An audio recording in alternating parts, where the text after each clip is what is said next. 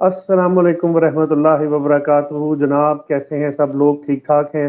हम लोगों ने वालेकुम आज अस्सलाम। वादा किया था कि हम लोग ऑनलाइन आएंगे और मैं एक बड़ी ख़ास शख्सियत डॉक्टर साहब को अपने साथ लेकर आऊँगा और हम कुछ चीज़ें डिस्कस करेंगे।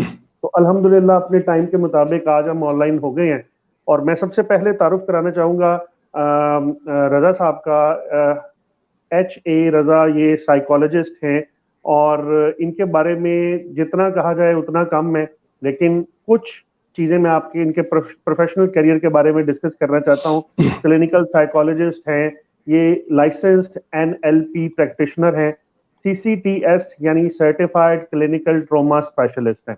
इसके अलावा अगर कुछ बताना चाहूँ कि इन सब चीज़ों की प्रैक्टिस ये यहाँ मलेशिया में कर रहे हैं और जितने भी रोहिंग्या से आए हुए रेफ्यूजीज हैं उन पर ये प्रैक्टिस करते हैं और उनको जो ट्रॉमास जो कि वो फेस करते हैं अपनी कंट्री में, डिफरेंट किस्म की सिचुएशन, प्रॉब्लम और अजियतों से होके वो यहाँ पर आते हैं, तो यहाँ आके वो पोस्ट ट्रॉमेटिक स्ट्रेस में चले जाते हैं। तो ये उनको जो है जाके डील करते हैं और उनकी सपोर्ट करते हैं। तो मैं काफ़ी देर से अरसा तकरीबन 6-7 माह से इनके पीछे था कि डॉक्टर साहब आप मेरे साथ आएँ, ऑनलाइन आए। पाकिस्तान से बहुत ज़्यादा लोग हैं, उनको आपकी ज़रूरत है और फाइनली आज वो दिन आ गया कि मैं इनको ऑनलाइन लेकर आया हूँ। मैं डॉक्टर साहब को वेलकम करता हूँ। Welcome to the show sir.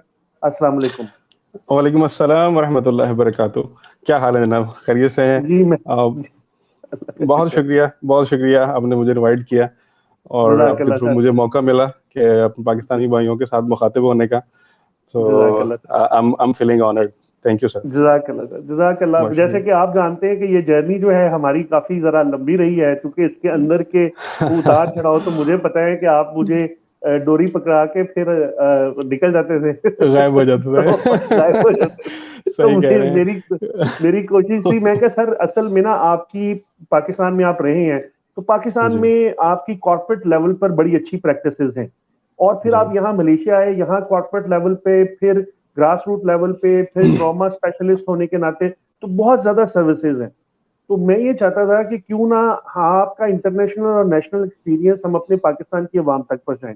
दूसरा ये कि आज के प्रोग्राम में हम स्पेसिफिकली एमबीटीआई के बारे में डिस्कस करेंगे और एक श्योर। इंडिविजुअल की पर्सनालिटी के हवाले से डिस्कस करेंगे कि वो पर्सनालिटी होती क्या है, पर्सनालिटी चीज क्या है और उसके उसको जानना क्यों जरूरी है और हम इसके ऊपर काम क्यों करें और इससे हमें क्या फायदे हो सकते हैं। तो सही हमारी सही डिस्कशन इसके ऊपर होगी सर। सही। बेहतरीन तो बेहतरीन। मैं बगैर टाइम वेस्ट किए स्टार्ट करता हूं आपने जरूर। पहले सवाल की तरफ जी। कि बहुत से लोगों का सर ये सवाल अक्सर रहता है कि पर्सनालिटी है क्या चीज और हम्म पर्सनालिटी को जानना इतना जरूरी क्यों है। बहुत सारी दुनिया हम्म। ने पर्सनालिटी को नहीं जाना, वो भी जिंदगी गुजार रहे हैं, हम भी गुजार रहे हैं। सही तो क्यों सही। इतना जरूरी है पर्सनालिटी को जानना सर? इस पर थोड़ी रोशनी हम्म डालिए। हम्म। अब आपने बहुत बुनियादी सवाल उठाया और बहुत इम्पोर्टेंट भी है और बड़ा मजेदार जी क्वेश्चन है। जी पर्सनैलिटी है क्या? जी पर्सनैलिटी, मैंने आपकी वीडियो देखी पहले जो आपने जी अपने दोस्तों से शेयर की पहले यूट्यूब पे। बहुत जबरदस्त जी आपने बहुत अच्छे अंदाज में पर्सनैलिटी को किया। मेरा ख्याल है मैं अगर उसको थोड़ा सा कनेक्ट करना चाहूँ, जो मेरा एक्सपीरियंस है, जो मेरा जी मैं जिस तरह से उसको समझता हूँ, जी अगरचे मेरा ख्याल है उसमें बहुत शेर हासिल गुफ्तगू आप कर चुके हैं, बड़ी डिटेल में सारी चीजें अपने बयान की हैं और that was very wonderful and I really जज़ाकल्लाह अप्रिशिएट। जज़ाकल्लाह। पर्सनैलिटी, देखें, पर्सनैलिटी जिसको हम उर्दू में शख्सियत कहते हैं, जी पर्सनैलिटी या शख्सियत, और आमतौर पे आपने इस तरह की स्टेटमेंट सुनी होगी कि जी फलां शख्स हमारे इलाके की मारूफ सियासी शख्सियत हैं जी और फलां साहब जो हैं वो बड़ी इल्मी शख्सियत हैं, वो बड़ी इंटेलेक्चुअल पर्सनैलिटी के मालिक हैं।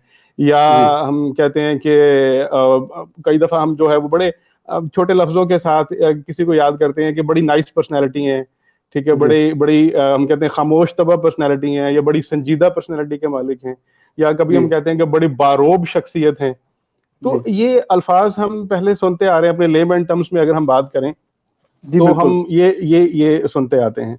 अच्छा, जी अब इसके साथ क्या है कि कभी अपने कई दफा क्या होता है कि पर्सनालिटी को हमने कभी किसी ट्रेड्स के साथ, लोगों की खास किसी खूबी की बेस पे या किसी उनकी खामी की बेस पे भी हमने सुना है कि हम कहते हैं कि हाँ, ये जो है वो बड़ी झगड़ालू किस्म की शख्सियत है, या जी हम कहते हैं कि बड़ी मुतकब्बराना शख्सियत के मालिक हैं, या हम कहते हैं कि बहुत रहमदिल शख्सियत हैं।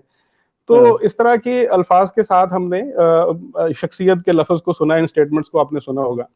तो होता क्या है कि आमतौर पर हम कोई ऐसी चीज जो हम किसी शख्स की पर्सनैलिटी में, उसकी जिंदगी में जो बार बार रिपीट होती है, जो उसकी एक हैबिट बन जाती है, या कुछ ऐसी क्वालिटीज या कोई ऐसी खामियां या उसकी किसी चीज से वाबस्तगी या उसकी कुछ इंटरेस्ट, उसकी बेस पे हम कोई लेबल कर देते हैं, या हम देखते हैं कि एक चीज उसकी जिंदगी में बार बार रिपीट हो रही है, या उसकी जिंदगी में उसका बड़ा अहम और गहरा असर है उस चीज का, या वो बिहेवियर एक हैबिचुअल फॉर्म में हमें जब नजर आता है लोगों की फॉर्म में, तो हम उसकी बेस पर हम कह देते हैं कि हम उसको उससे लेबल कर देते हैं। हम कहते हैं कि उसकी ट्रेड की बेस पे, कि अगर हम देखते हैं कोई शख्स सारी जिंदगी हमने देखा बहुत संजीदा है, तो हमने कहा कि बड़ी संजीदा शख्सियत है, या एक बंदा बड़ा बारोब आदमी था, तो हमने कहा ये बहुत बारोब शख्सियत है। ठीक है, अगर हमने उसकी सियासी वाबस्तगी देखी तो हमने कहा बड़ी सियासी शख्सियत है, या इल्मी शख्सियत है, या हम कहते हैं मजहबी शख्सियत है, इसलिए कि हमने देखा कि उनका मजहब की तरफ रुझान है, उठते बैठते चलते फिरते उनसे मजहब की तरफ उनकी तरफ गुफ्तगू होती है, या दीन की तरफ जो है वो उनका रुझान है, तो उसकी बुनियाद पे हम उनके साथ कर देते हैं। लेकिन मेरा ख्याल है कि ये जो डेफिनेशन है जिससे हम पर्सनैलिटी को मंसूब करते हैं, ये एक अब अगर ऐसा लगता नहीं कि जैसे एक नामुकम्मल सी एक डेफिनेशन है, एक इनकम्प्लीट सा एक इनकम्प्लीट सा खाका है किसी की पर्सनैलिटी का, क्योंकि उमूमन पर्सनैलिटी कोई एक किसी खास खूबी या किसी एक खास ट्रेड या किसी खास करेक्टरिस्टिक या किसी खास एबिलिटी का नाम नहीं होती, बल्कि पर्सनैलिटी बहुत सारी चीजों से मिलकर बनती है। जैसे आपने अपनी वीडियो में बहुत अच्छा उसको डिफाइन किया था कि पर्सनैलिटी क्या है, कि हमारी फीलिंग्स, हम कैसे सोचते हैं, हमारे ख्यालात क्या हैं, हमारी सोचें क्या हैं, हमारे आइडियाज क्या हैं, और उसके साथ हम कैसा फील करते हैं, हमारे इमोशंस क्या हैं, हमारी फीलिंग्स क्या हैं, और फिर उसके साथ हमारे एक्शंस या हमारे रिएक्शंस या हमारे बिहेवियर्स या हमारी आदतें, हमारे रवैये, ये वो सारी चीजें हैं जिनका इजहार हम अपनी जिंदगी में बार बार करते हैं। ये सारी चीजें मिलकर इनका एक कॉम्बिनेशन जो है वो एक पर्सनैलिटी को जन्म देता है। तो अगर इसको एक लार्जर कॉन्टेक्स्ट में देखा जाए, इसको एक बड़े कॉन्सेप्ट जो है ना वो कॉन्टेक्स्ट में देखा जाए, तो मेरा ख्याल है पर्सनैलिटी को डिफाइन करना ज्यादा बेहतर होगा। तो अब हम अगर हम ये कहें कि पर्सनैलिटी क्या है, तो मैं ये समझता हूँ कि पर्सनैलिटी इन सारी हमारी हमारी हमारी फीलिंग्स, हमारे ख्यालात, हमारे आइडियाज और हमारी जो बिहेवियर्स हैं, हमारे एक्शंस हैं, हमारी आदतें हैं, इन सारी चीजों का मजमुआ है।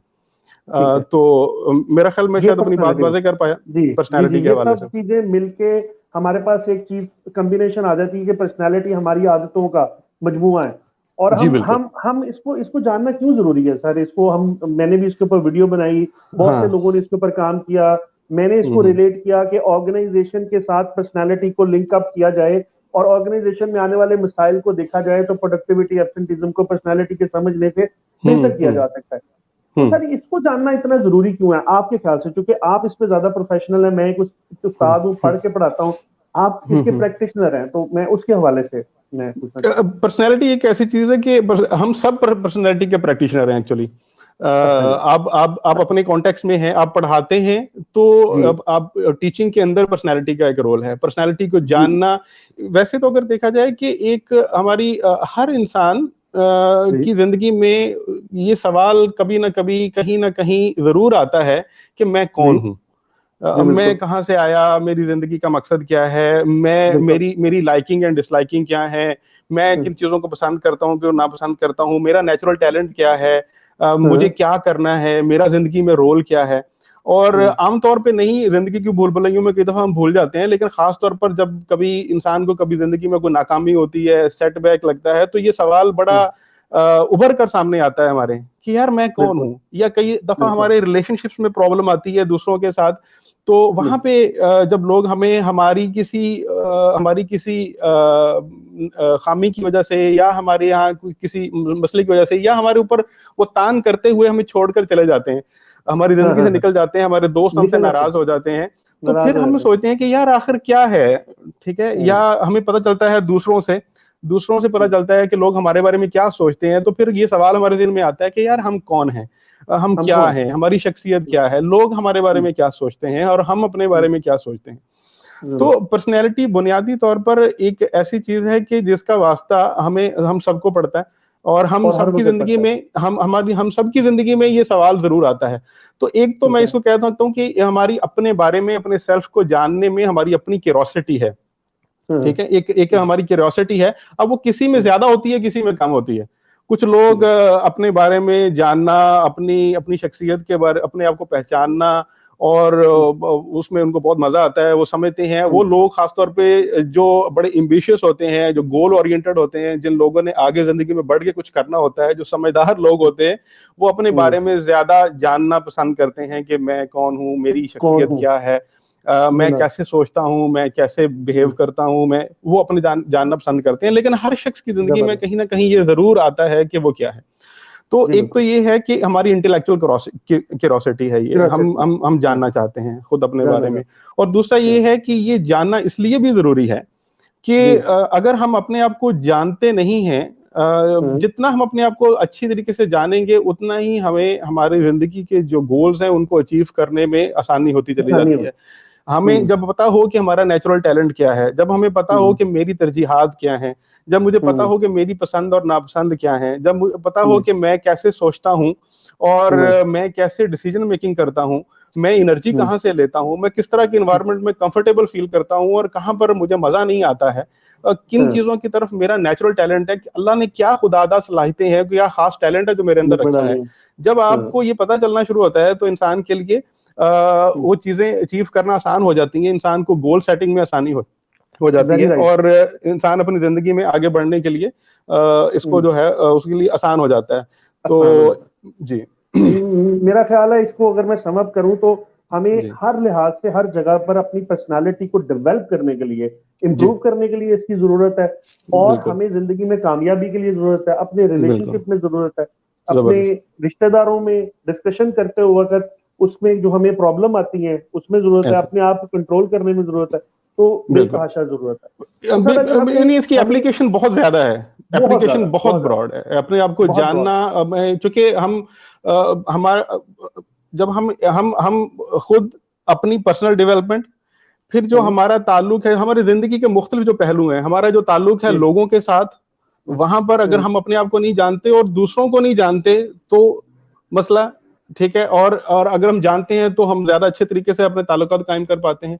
हमारा हमारे हम्म। रब के साथ क्या ताल्लुक है, ठीक है, हम्म। यानी हमारी जो मजहबी लाइफ है, जो हमारी दीनी जो जिंदगी का पहलू है, हमारा जो माशरती पहलू है, जो हमारी प्रोफेशनल लाइफ है जहाँ पे हम काम करते हैं, ठीक है, ये सारी चीजें मतलब हम चाहे आपकी वो इंडिविजुअल पर्सनालिटी लेवल का पे हो, चाहे वो पॉइंट। कलेक्टिव और हम्म। सोसाइटी के लेवल पर हो, चाहे वो हम्म। आपका और अपने रब का ताल्लुक हो उस हम्म। लेवल पे हो, तो जिंदगी के हम्म। सारे पहलू में हमें पर्सनैलिटी को समझने की जरूरत महसूस होती है, और अगर हम समझते हैं ठीक तो है। हम एक अच्छी और एक बैलेंस लाइफ गुजार सकते हैं। जजाकल्ला सर। अभी हमारे पास क्वेश्चन का सिलसिला जारी भी हो गया है। हमने अभी अच्छा। लोगों से ये नहीं पूछा कि जी। हमें क्वेश्चंस आए, लेकिन अल्हम्दुलिल्लाह काफी क्वेश्चंस आ रहे हैं। लेकिन सर मैं कुछ जबरदस्त। एक बेसिक कॉन्सेप्ट को जरूर लेके चलना चाहूंगा जी। क्वेश्चन की तरफ जाने से पहले, जी। ताकि जो लोग बिल्कुल नहीं जानते श्योर। वो उससे जुड़ सके, क्योंकि बहुत से श्योर। इंटेलेक्चुअल लोग देख रहे होते हैं और वो बड़े हाई लेवल का क्वेश्चन पूछ लेते हैं तो बहुत सारे लोगों को हम्म। समझ नहीं आती। तो सर मैं हम्म। अब हमने पहला क्वेश्चन देख लिया कि हमारे लिए पर्सनैलिटी पर्सनैलिटी है क्या और पर्सनैलिटी की जी। जरूरत क्यों है, हमें इसको जानना क्यों जरूरी है। अब जब हम्म। पता लग गया कि इसको जानना जरूरी है, मेरी जिंदगी में, मेरी डेवलपमेंट में, मेरी कामयाबी में, मेरे रिलेशनशिप में इसका हम्म। काम आएगा, तो अब हम्म। हमें ये पूछना बड़ा जरूरी पड़ता है कि how can I know what is my personality. मुझे पता कैसे लगेगा कि मेरी हम्म। पर्सनैलिटी क्या है। तो सर इसका बड़ा शॉर्ट सा एक आंसर मैं आपसे हम्म। चाहूंगा ताकि टारगेटेड हम हिट कर सकें उस चीज को सर। देखिए जी, पर्सनैलिटी को जानने के कुछ तो वो पुराने और जिसे मैं कहता हूँ बोगस तरीके हैं। जी। लोग पॉमिस्ट के पास जाते थे, अपना हाथ दिखाते थे और कहते थे कि जी हमें बताएं हम क्या हैं, हमारी हम क्या करने जा रहे हैं, हमारी जिंदगी में क्या होने वाला है, हमारी खामी और खूबियां क्या हैं। और वो कभी लोग जो है वो हॉरोस्कोप्स की तरफ जाते थे और वहां से जाके देखते थे कि जी मैं विर्गो हूँ और मैं स्कॉर्पियो हूँ और ठीक है और लियो हूँ, और वो उनके साथ जो है वो बहुत सारी वो पर्सनालिटी की चीजें वो बताते हैं कि जी आप ऐसे हम्म। हैं और ऐसे हैं और ऐसे हैं। तो ये जी सारे जी। गैर साइंटिफिक वे हैं देखने के। हाँ। इसके अलावा भी जी। और बहुत सारी चीजें हैं। मैं बड़ी मुझे हैरानी होती थी कि अभी कई पता चलता था कि एक ऑर्गेनाइजेशंस में जो लोग रिक्रूटमेंट करते हैं कई दफा, कि वो इंटरव्यू हाँ। में ऐसे क्वेश्चन पूछते हैं लोगों से कि जी आपको कौन सा जानवर पसंद है। वो हाँ। अगर मतलब जो है वो अगला शख्स वो बताता था, इंटरव्यू बताता था कि जी कैंडिडेट के जी मुझे तोता पसंद है, तो वो कहते थे ये बंदा तोता चश्म होगा।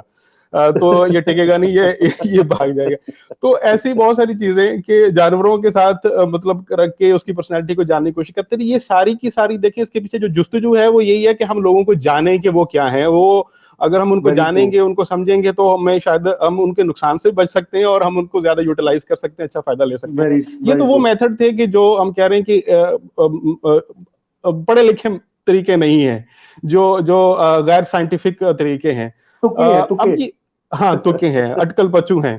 तो अब ये है कि बहुत सारे वेज हैं जो कि साइंटिफिक वेज हैं, जो कि जी पर्सनैलिटी बुनियादी तौर पे साइकोलॉजी का टॉपिक है। जी। और अगर मैं कहूँ तो गलत नहीं होगा कि साइकोलॉजी की बल्कि एक पूरी ब्रांच है जिसको हम पर्सनैलिटी साइकोलॉजी के नाम से जानते हैं। उसमें हम जिंदाबाद। साइकोलॉजी के ऊपर ही रिसर्च, पर्सनैलिटी के ऊपर ही रिसर्च करते हैं, पर्सनैलिटी के मुख्तलिफ एस्पेक्ट्स को देखते हैं। और उसके अंदर अभी रिसर्च हो रही है, बहुत ज्यादा रिसर्च हो रही है। तो जितने भी पुराने साइकोलॉजिस्ट थे जो बाबाए साइकोलॉजी कहलाते हैं, जिसमें फ्रॉइड हैं, उसके अलावा सीजे योंग हैं, एडलर हैं, इन सब ने अपने अपने थ्योरीज पेश की हैं पर्सनैलिटी को समझने के लिए। हर एक ने ठीक अपना है। एक तस्वुर दिया है पर्सनैलिटी की। अगर देखा जाए कि कोई एक स्टैंड अलोन, कोई जर्नली एग्रीड अपॉन डेफिनेशन अभी तक नहीं है। डिफरेंट थ्योरिस्ट ने, डिफरेंट रिसर्चर्स ने अपनी अपनी एक मेथड्स बनाए, अपनी अपनी उनकी थ्योरीज बनाई, और किसी को पजीराई ज्यादा मिली, किसी को कम मिली, किसी के ऊपर बहुत रिसर्च हुई और किसी के ऊपर कम रिसर्च हुई। लेकिन मुख्तलिफ लोगों ने उसको मुख्तलिफ तरीके से डिफाइन करने की कोशिश किया। तो अब ये है कि जैसे आपने अपनी क्लिप के अंदर एमबीटीआई का जिक्र किया, तो मैं समझता हूँ कि बहुत सारी थीरीज हैं, बहुत सारे टेस्ट हैं साइकोलॉजी में जो कि पर्सनैलिटी को फोकस करके पर्सनैलिटी को जानने की कोशिश करते हैं। लेकिन वो किसी न किसी थीरी पे बेस करते हैं। और उस थ्योरी के मुताबिक ही उसकी पर्सनैलिटी को असेस करते हैं। यानी उस थ्योरिस्ट ने और उस साइकोलॉजिस्ट ने, उस रिसर्चर ने जो पर्सनैलिटी का कॉन्सेप्ट दिया है, उसको उसको असेस करने के लिए वो इंस्ट्रूमेंट या वो टूल या वो एक क्वेश्चनियर या वो टेस्ट बनाया जाता है। इसके ठीक है। बहुत सारे हैं, टेस्ट हैं, जिसमें जो है वो बिग फाइव थ्योरी फाइव, है। एक फाइव के लिए जी है, एमबीटीआई है, इसके अलावा MBTI, और बहुत सारे साइकोलॉजिकल टेस्ट बहुत हैं सारे जो कि टेस्ट हैं, साइकोलॉजी को है। 25 मैं उनकी 25 डिटेल वाले में, टेस्ट हैं। जी जी। बिल्कुल, जी बिल्कुल, हाँ, बहुत ज्यादा है, लेकिन कुछ मारूफ हैं जिनको साइकोलॉजिस्ट ज्यादा यूज करते हैं। ठीक है। और इनमें जो ये एमबीटीआई है, ये एक ऐसा टूल है, एक ऐसा इंस्ट्रूमेंट है, ये पर्सनैलिटी को समझने का एक ऐसा क्वेश्चनियर है, एक ऐसा टेस्ट है कि जिसके थ्रू आप उस थ्योरी को असेस कर सकते हैं जो पर्सनैलिटी के बारे में सीजे योंग ने दी थी। ये एक बहुत बड़े साइकोलॉजिस्ट है, one of the biggest, one of the oldest जो साइकोलॉजिस्ट हैं उनमें से हैं। और एनालिटिकल साइकोलॉजी एक पूरा एक मकतबा फिक्र है, एक पूरा एक स्कूल ऑफ थॉट है साइकोलॉजी का, जिसकी बुनियाद उन्होंने रखी। उनकी जो थ्योरी ऑफ साइकोलॉजिकल टाइप है उसके ऊपर बेस करता है एमबीटीआई। और वो बेसिकली ये टूल जो है, फिर वो जैसे आपने अपनी वीडियो में बताया कि इसके ऊपर फिर आगे जो फर्दर रिसर्च है, उन्होंने थ्योरी पेश की थी इसके ऊपर। जो एमबीटीआई बनाया वो मायर्स ने और ब्रिग्स ने और जो है इन माँ बेटी ने दोनों ने मिलकर इसके ऊपर रिसर्च की, और उसके बाद उन्होंने इस टूल को डेवलप किया। इसकी जो बुनियादी जो हैं चीजें, उसमें ये है कि पर्सनैलिटी के बहुत सारे एस्पेक्ट हैं, बहुत सारे हमारे मेंटल फंक्शंस हैं। साइकोलॉजिस्ट मोस्टली जब पर्सनैलिटी की बात करते हैं तो सर वो उसकी आप भी, बुनियाद, सर मैं अगर आपकी बात काटूं तो आप भी जी यही सजेस्ट करते हैं, क्योंकि हमारा relevant question how can I know what is my personality, तो आपकी सजेशन में भी एम एमबीटीआई सबसे इंपॉर्टेंट टूल है, या इससे हट के भी कुछ है? जी, इनके हटके भी बहुत सारे टूल्स हैं, लेकिन मैं ये समझता हूँ कि चूंकि 500 फॉर्चून कंपनीज जो हैं वो यूज कर रही हैं, ये सबसे ज्यादा रिसर्च बेस्ड टूल है। और 50 साल से जिंदाबाद। ज्यादा अरसा हो गया इसको रिसर्च, इसके पीछे रिसर्च है। तो इसके इंपेरिकल एविडेंस भी बहुत अच्छे हैं और इसकी पजीराई भी बहुत है और बहुत नेचुरल लगता है। मैं खुद जब देखता हूँ मुझे बहुत नेचुरल लगता है। और दूसरा ये है कि क्रॉस कल्चरल है। कई दफा कुछ टेस्ट ऐसे बनते हैं जो किसी खास इलाके के लिए, फर्ज करिए किसी गोरे ने बनाए या अमेरिकन बनाए, तो उनकी कम्युनिटी के अंदर हम उनकी देखते हैं तो वो बहुत उनके अंदर उनकी लगती है। लेकिन ये मुझे लगता है कि ये क्रॉस कल्चरल यानी दूसरी दुनिया के अंदर भी हमें वो चीजें, वो पैटर्न वैसे ही नजर आते हैं। तो बुनियादी तौर मैं समझता हूँ कि एमबीटीआई एक ऐसा टूल है कि जिसको जो हर जगह मेरे पे यूज किया नजदीक ज्यादा जाता है। रिलायबल है। मैं समझता हूँ कि वो पाकिस्तान के ज्यादा कॉन्टेक्स्ट में भी बेहतर। ये यूज होता है। बिल्कुल यूज होता है जी। मैं खुद जो है वो जब पाकिस्तान में था तो बहुत सारे कॉलीग्स, बहुत सारे दोस्तों ने, बहुत सारे बच्चों का स्कूल्स में जिनको करियर काउंसलिंग की के लिए हेल्प चाहिए थी, करियर गाइडेंस के लिए उनको किया। मैरिटल रिलेशनशिप्स में मैंने इसको यूज किया है। और सर अब अगर आपने स्कूल का जिक्र किया ही है तो मुझे मैं जी एक वाकया मेरे ज़हन में आया। सर जब मैं अपने स्कूलिंग में था तो मुझे मेरा सीखने का एक बड़ा डिफरेंट सा पैटर्न था, जिससे जी अक्सर औकात मेरा मजाक भी उड़ाया जाता था। हो सकता है कि सुनने वाले कई लोगों का भी वो हो। उसमें हम्म सर स्पेसिफिकली कुछ इस तरह से होता था कि मुझे चीजें जब तक समझ नहीं ना आती थी, मुझे वो याद हम्म नहीं होती। यानी हम्म उस वक्त ये हालात थे कि हम जी स्टूडेंट्स वो कंसीडर किए जाते थे कि जो ये बहुत अच्छे स्टूडेंट नहीं है। तो हम्म जिनको चीजें यानी मेमोरी बहुत सारे, अब जाके पता लगा बहुत सारे मेंटल फंक्शन है, उसमें से एक मेमोरी है।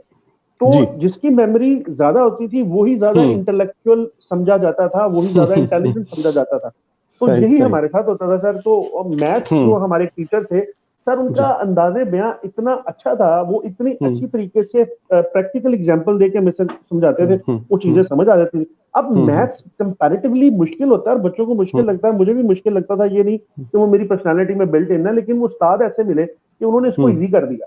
फिर उसके जी बाद जी सर हुआ ये कि प्रॉब्लम ये हुई कि मैंने एक सवाल किया कि यार हम्म ये जैसे मैथ समझाते हैं, ऐसे अगर हम्म कोई मुझे इंग्लिश भी समझ के समझाए ना, तो जी वो जी जी जी मैं इंग्लिश मुझे याद हो जाए और मैं उसको सीख जाऊं। तो सही मुझे मेरे दोस्तों ने मजाक किया और अक्सर जगहों पे हम्म मुझे जुगते भी मारी गई कि वाह दो जी बंदा है जेना हम्म इंग्लिश भी समझ के पढ़ता है। सही तो सही इस सही हवाले से सर आप थोड़ा सा रोशनी डालिएगा कि हम्म एजुकेशन में इस किस्म के लोग की पर्सनालिटी क्या होती है, और वो कहाँ वीक है और वो कहाँ वीक नहीं है, और उनको क्या सोचना हम्म चाहिए। अगर कोई स्टूडेंट हमारा ये प्रोग्राम देख रहा है, कोई पेरेंट देख हम्म रहे हैं, तो वो अपने बच्चे को यहाँ पर सही सर्च कर सकते हैं। तो इसके बारे में जी कुछ बताइए। जी जी जी नहीं, बहुत खूबसूरत बात की आपने। ये वाकयातन इसकी जो पर्सनालिटी की एप्लीकेशन है हमें एजुकेशन में बहुत देखने को मिलती है। पर्सनैलिटी देखें, जब हम पर्सनैलिटी को असेस करते हैं तो उसमें हमें ये भी पता चलता है कि हमारा जो लर्निंग मेथड है वो क्या है। ठीक है, और हम किस तरीके से, हम किस चीज में कंफर्टेबल फील करते हैं, किस वे में चीजों को सीखने में, चीजों को लर्न करने में हम कंफर्टेबल महसूस करते हैं। अच्छा, अब उसमें अगर हम एमबीटीआई के कॉन्टेक्स्ट में बात करें तो आपने अपनी वीडियो में भी जिक्र किया होगा कि हमारे दो फंक्शन हैं जो परसेप्शन के फंक्शन हैं। हम चीजों को परसीव कैसे करते हैं, इंट्यूटिव वे जी में या जी सेंसिंग वे में। सेंसिंग वे में इसका मतलब ये है कि हम अपनी फाइव सेंसेस को के थ्रू जो डेटा हमें आता है हम उसको ज्यादा ट्रस्ट करते हैं, उस पर ज्यादा ट्रस्ट करते हैं, या हम जो हमारी छठी हिस्स या हमारी गट फीलिंग या इंट्यूटिवली जो चीज हमें हमें हमें हम परसीव करते हैं हम उसको ज्यादा प्रेफर करते हैं। तो ये प्रेफरेंस है। हम अगर देखें तो हमें दो तरह की प्रेफरेंसेस नजर आती हैं जब हम कुछ इंफॉर्मेशन को रिसीव कर रहे होते हैं। ठीक है, when hmm, when we take in the information, तो हम दो हाँ तरीके से परसीव करते हैं। तो ये हमारा जो परसेप्शन का फंक्शन है, जी एक्चुअली आपको पता है ना कि जैसे आपने भी बड़ा खूबसूरती से डिफाइन किया कि एक्चुअली दो ही फंक्शन है मेजर जिसके ऊपर ये सारी एमबीटीआई टूल बेस कर रहा है, वो परसेप्शन है और जजमेंट है। तो दो तरीके से हम परसीव करते हैं, दो तरीके से हम जज करते हैं। ठीक है, बिल्कुल इसमें सही। ये बताया गया है। तो बिल्कुल सही। हमने ये देखा है कि जो लोग इंट्यूटिव हैं, आप उसको डिफाइन जी कर चुके होंगे मेरे ख्याल वीडियो में। मैं दोबारा जी रिपीट नहीं करना चाहूंगा उसको। हाँ वो लोग वीडियो देख सकते हैं अगर कोई उसको समझना चाहे फर्दर। तो जी, उसका इंट्यूटिव लिंक भी जो मैंने लोग दिया हैं, हुआ है। श्योर जी श्योर, जबरदस्त। जी तो जो इंट्यूटिव लोग हैं बुनियादी तौर पे ये वो लोग होते हैं जो लर्न बाय थ्योरी वाले होते हैं, जो पहले हाँ कॉन्सेप्ट्स को समझते हैं, जो जिनको जब तक कॉन्सेप्ट समझ नहीं आता तो शायद उसकी प्रैक्टिकल एप्लीकेशन में उनको मजा नहीं आता या उनको जल्दी वो समझ नहीं आती। तो अगर वो उसका कॉन्सेप्ट समझ लेते हैं, उसके पीछे जो आइडिया है वो समझ लेते हैं, उसकी जो थ्योरी है उसको समझ लेते हैं, तो उनके लिए फिर उसके ऊपर अमल करना, उसको प्रैक्टिकल में ढालना उसका आसान हो जाता है, उस काम को हम्म अंजाम देना उसके लिए आसान हो जाता है। तो हम्म इसलिए आप शायद इंट्यूटिव टाइप पर्सनालिटी के मालिक थे, इसलिए जब अच्छा आपको पहले अच्छी तरीके से मैथ की कॉन्सेप्ट समझ आ जाते थे तो फिर आपके लिए मैथ के क्वेश्चंस को सॉल्व करना आसान हो जाता आसान था। है। जब इसलिए कि जो इंट्यूटिव लोग होते हैं वो ये समझते हैं कि यार जब तक हमें उसकी सेंस समझ नहीं आ रही कि उसके तब पीछे तक हमें वो पल्ले लॉजिक नहीं क्या पड़ेगा। है, उसके पीछे हम्म कॉन्सेप्ट क्या है, वो कहना क्या चाह रहा है, मतलब ये चीज हम्म बनी कैसे है। क्योंकि हाँ इंट्यूटिव जो लोग हैं वो एक बिगर कॉन्टेक्स्ट में चीजों को देखते हैं, बिग पिक्चर को हम्म फोकस करते हैं। जब तक कि हम्म वो चीजों को आपस में रिलेशनशिप्स उनको समझ नहीं आता वो चीजें आपस में रिलेट कैसे कर रही हैं, तो उनको उसके ऊपर चलना उनके लिए मुश्किल हो जाता है। तो अब इससे हमें एक तो पता चला कि एक वो लोग हैं जो इंट्यूटिव है, उनकी प्रेफरेंस जो होती है वो लर्न बाय थ्योरी वाली होती है, लर्न बाय कॉन्सेप्ट वाली होती है। इसके मुकाबले में वो लोग जिनकी प्रेफरेंस सेंसिंग है, सेंसिंग है, जिनको हम सेंसर कह देते हैं स्कीम में, जो 5 सेंसेस के थ्रू जो इन्फॉर्मेशन ली जाती है हमारी, हम सब लेते हैं, यानी वो हमारा पार्ट है हम सबका, कि हमें sight, smell, sound, taste and touch जो हमारी 5 सेंसेस हैं, इसके थ्रू जो हम इंफॉर्मेशन ले रहे हैं, तो वो इंफॉर्मेशन मोस्टली क्या होती है कि वो कंक्रीट होती है, वो नंबर्स और फैक्ट्स की है। तो वो लोग जो सेंसिंग प्रेफरेंस ज्यादा रखते हैं वो फैक्ट्स एंड फिगर्स की तरफ ज्यादा जाते हैं, वो एक किसी डिटेल्स और स्पेसिफिक्स की तरफ जाते हैं, वो नंबर्स की तरफ ज्यादा जाते हैं। और क्योंकि वो they live and here and now, वो करंट चीज को ज्यादा प्रेफर करते हैं कि करंट एक्चुअली मेरे सामने क्या चीज है, ये चीजों का जो लिटरल मीनिंग है वो लेते हैं। अच्छा, इसी वजह से वो प्रैक्टिकल ज्यादा होते हैं, तो उनको वो लोग हैं वो लर्न बाय डूइंग वाले होते हैं। तो अब हमारे सामने वो दो चीजें आ गई कि लर्न बाय थ्योरी और लर्न बाय डूइंग, तो ये दो लर्निंग स्टाइल्स हैं।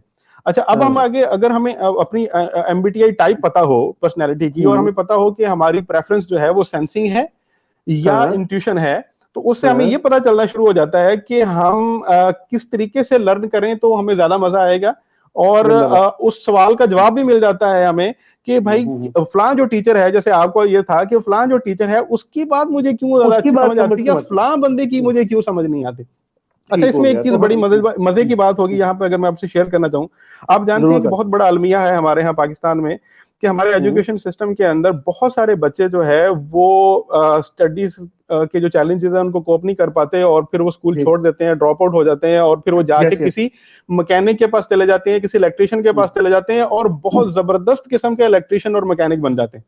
और वही टीचर जो कभी उनको समझा रहे होते थे और उनको कह रहे होते थे कि तू निकल जा, तेरा जाना ही बेहतर है, तू निकम्मा है, तू मेरा रिजल्ट भी खराब करेगा और तू स्कूल का नाम भी बदनाम करेगा, तू वो टाइम जाया कर रहा है, जा जाके काम सीख ले, वो वही टीचर, वो प्रोफेसर की दफा जाके खुद लाइन में लग के तो उसे अपनी सीएनजी की सेटिंग करवा रहे होते हैं।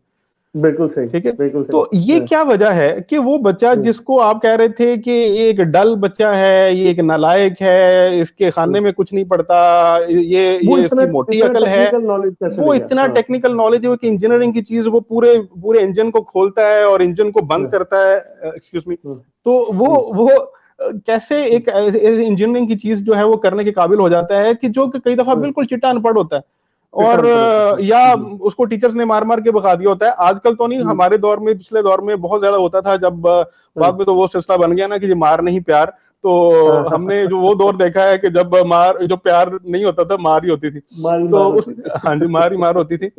तो बहुत सारे लोग जो है बच्चे स्कूल छोड़ जाते थे, और वो शायद फिर हम लोगों से पहले जाके बड़े अच्छे मैकेनिक बन के तो वो पैसे भी कमा रहे होते थे, और बड़ी अच्छी उन्होंने वर्कशॉप सेट की होती थी, और वही टीचर बेचारे कभी अपना मोटरसाइकिल ठीक करवाने उनसे आ रहे होते थे और खड़े होते थे, ठीक है जी, और या अपनी गाड़ी उनसे ठीक करवाने आ रहे होते थे। ये क्या वजह होती है कि वो लोग जो कि स्कूल में नहीं पढ़ पाते, जिनको हम डल या नालायक बच्चे कह देते हैं, और वो स्कूल छोड़ के जाके इतना बेहतरीन परफॉर्म करते हैं और बड़ा अच्छा प्रोफेशनल बन चुके होते हैं, ये बेसिकली वो ही सेंसर टाइप लोग होते हैं जो कि लर्न बाय डूइंग वाले होते हैं। क्योंकि अलमिया है कि हमारे स्कूल्स में आपने देखा स्कूल्स के लेवल पे लैब्स बहुत कम होती हैं, ज्यादातर क्लासरूम जो है वो लेक्चर्स होते हैं, क्लासरूम बेस्ड लर्निंग होती है कि जिसमें थ्योरी पढ़ाई जाती है, कॉन्सेप्ट समझाया जाता है। अब देखिए ना कि वही बच्चा वो जब अपनी फिजिक्स में पढ़ रहा था Ohm law V is equal to IR, तो उसके पल्ले कुछ नहीं पढ़ रहा था, वो जाता है और वो उसको कोई परवाह नहीं है कि ओहम क्या कहता है और V is equal to IR क्या है, उसको ये पता है कि कौन सी तार गर्म है और कौन सी ठंडी है, और उसको पता है कि मैंने सर्किट कैसे जोड़ना है, वायरिंग कैसे करनी है। वो जाता है, उस्ताद के साथ बैठता है, काम सीखता है और बेहतरीन किस्म का इलेक्ट्रिशियन बन जाता है और खूब पैसे कमाता है। ठीक है, तो हाँ, और वो लोग जो है वो टीचर्स कह रहे होते हैं कि वो नालायक है, तो बुनियादी तौर पे वो नालायक नहीं था, उसके अंदर टैलेंट था, उसका लर्निंग स्टाइल डिफरेंट था जो कि स्कूल ने उसको प्रोवाइड नहीं किया। क्योंकि स्कूल्स में अगर लैब होती, वो लर्न बाय थ्योरी वाला नहीं था, वो लर्न बाय डूइंग वाला था, उसको आपने कुछ करके दिखाते तो उसका इंटरेस्ट डेवलप होता। खाली किताबों में पढ़ी हुई डायग्राम से उसको मजा नहीं आता था, ठीक है, इसलिए वो बददिल हो गया। यहाँ से असेस कर सकते हैं कि अगर हम पर्सनालिटी के इन दो बेसिक एलिमेंट को समझते हैं तो हमें पता लग जाता है कि वो उसका लर्निंग स्टाइल क्या है, जिससे हमें ये पता लग जाता है कि इसको सिखाना कैसे है। तो टीचर्स अगर इसको सीखते हैं, स्कूल्स इसको टीचर्स को सिखाते हैं, तो ये एक बहुत बड़ा एलिमेंट है। बहुत तो बड़ा ये एलिमेंट अपने है। बच्चों को बचाने के लिए पेरेंट्स अपने बच्चों का आइडेंटिफिकेशन कराते हैं, ये एक बहुत बड़ा एग्जैक्टली। एलिमेंट इसमें से निकलता है। और अभी सिर्फ आप सेंसिंग और इंट्यूशन को डिस्कस कर रहे हैं, there are four more points, जी अगर जी वो जी। पूरी कॉम्बिनेशन होगी तो कितने खूबसूरत रिजल्ट कितना निकलेंगे। खूबसूरत तो होगा। आप ये देखें, हाँ, ये देखें ना सर, इसकी एप्लीकेशन कितनी हो सकती है। वो लोग, वो जो आजकल चूंकि कोरोना और इसकी सारी वजह की वजह से बहुत सारे लोग जो है ऑनलाइन टीचिंग कर रहे हैं। वो जो जी ऑनलाइन बिल्कुल, टीचर है वो मोस्टली ट्यूशन लोगों को देते हैं और 1 to 1 होती है। अब अच्छा, जी। अगर वो पर्सनैलिटीज बच्चों की जानना शुरू हो जाते हैं कि ये बच्चा लर्न बाय हम्म, डूइंग वाला है या लर्न बाय थ्योरी वाला है, तो उसके मुताबिक वो हम्म, अपना जो टीचिंग मेथड है उसको एडजस्ट कर सकते हैं कि इस बच्चे हम्म, को मैंने मिसाल देके समझाना है, प्रैक्टिकल करके समझाना है, बाद में इसकी हम्म, थ्योरी समझाऊंगा। ठीक है। ठीक हो गया, और ठीक जो हो गया। बच्चा इंट्यूटिव है उसको वो पहले कॉन्सेप्ट समझाएगा और बाद में उसका प्रैक्टिकल करवाएगा, तो बाद में उसकी उसका इंटरेस्ट भी प्रैक्टिकल बना रहेगा, उसका इंटरेस्ट भी बना और उसे रहेगा और समझ उसको भी मजा आएगी। भी आएगा और वो कहेगा कि you are the best teacher. ठीक है। तो जिंदाबाद, अगर आपने बेस्ट जिंदाबाद। टीचर बनना है तो आपके लिए पर्सनैलिटी जानना बहुत जरूरी है। इसी तरीके से जबरदस्त। हमारे हमारे जो स्कूल्स में जो क्लासरूम बेस्ड है, क्लासरूम जी। बेस्ड जो हम अपने मेथड्स वो इस तरह से एडजस्ट कर सकते हैं कि हम उन बच्चों का भी ख्याल रखें जो कि हम्म, सेंसिंग प्रेफरेंस वाले हैं, जो लर्न बाय डूइंग वाले हैं। टीचर को हाँ, उन लोगों का भी ख्याल रखना है कि जो लर्न बाय थ्योरी वाले हैं। अब सीधी चूंकि वाले। आपकी क्लास में 30 लोग बैठे हुए हैं और अपने दोनों को, अगर उनकी दोनों की नीड्स को ध्यान में रखते हुए अपने लेक्चर को और अपने टीचिंग मेथड को डिफाइन करते हैं और लेके चलते हैं, तो मेरा जी, ख्याल है कि सारे लोगों की इंटरेस्ट बना रहेगा और सारे बना लोग उससे रहेगा। बेनिफिट ले सकेंगे। वरना क्या होगा कि वो दैट्स लोग, राइट। अगर आपका स्टाइल इंट्यूटिव वाला है तो हाँ, इंट्यूटिव वाले बच्चे तो आपको कहेंगे कि बड़े बेस्ट टीचर हैं, लेकिन वो बच्चे हाँ, जो लर्न बाय हाँ। डूइंग वाले वो कहेंगे फारिग डूइंग है, वाले खपाता सारे रहता है हैं। हमें। ठीक है। सिर्फ और थ्योरियां बताते रहते हैं, ख्यालात की थ्योरी बातें बताता है। करते रहते हैं, आगे तो मैं कुछ करते नहीं। और ये अक्सर एग्जैक्टली। अक्सर स्टूडेंट्स का ये इशू रहता है। सर यही ये तो शुरू है। रही एजुकेशन के हवाले से और टीचिंग के हवाले से बड़ी कंक्रीट सा आउटपुट निकला है, जहां से जी। अगर कोई हमें देख रहा है तो वो यहाँ पर हमारे साथ इन टच भी हो सकता है, ताकि इसके अंदर बहुत सारे क्वेश्चन भी मेरे पास आ रहे हैं कि एज क्या होगी और और क्या होगा, वो सारी चीजें वन बाय वन मैं आपसे ये शेयर अभी करना एक चाहूंगा। एस्पेक्ट है सर, हमने जो ये भी डिस्कस किया, ये एक अभी एक एस्पेक्ट है। मैं एस्पेक्ट है अगला उसका। मैं मैंने आपको अगला बताया ना कि पर्सनैलिटी जी, जो है वो सिर्फ किसी एक एलिमेंट का नाम नहीं है। ठीक नहीं है। है, ये वो हमने तो उसके एक combination of mental personality function है। की बात की है। उस एक हम्म, मेंटल, एक एक जो कॉग्निटिव फंक्शन है उसकी हम्म, को समझने ना समझने की वजह से जो उसकी पर्सनैलिटी का इतना बड़ा एक फर्क एक हो जाता एलिमेंट है। ठीक है। या आप है। कह लें हाँ, उसका 20% है या 25% है, उसकी वजह हाँ, से अगर हम समझ जाएं तो हम बहुत ज्यादा इंप्रूव कर सकते हैं इन चीजों को। और इम्प्रूव अगर कर हम सकते बाकी हैं। चीजों को भी समझ जाएं तो हम्म, पर्सनैलिटी की एक पूरी जो ओवरऑल पिक्चर जब सामने आती है तो हमें बहुत आसानी हो जाती है बहुत चीजों को आसानी से समझने में। समझ हो सकती। जी। जी सर, अब मैं डिस्कस करना चाहूंगा अपने नेक्स्ट पॉइंट को, और फैमिली के हवाले से। जैसे कि हमने शुरू में जिक्र भी किया, मैंने आपके आने से पहले एक छोटी सी इंट्रोडक्टरी वीडियो भी रखी थी हम्म। कि फैमिलीज में अक्सर इश्यूज रहते हैं पेरेंट्स जी। के, यानी बाप का बच्चे के साथ, माँ का हम्म। बच्चे के साथ, या बीवी का अपने हस्बैंड जी। के साथ। तो जी। अक्सर बीवियों को ये कहते सुना कि मेरे जो हस्बैंड है हम्म।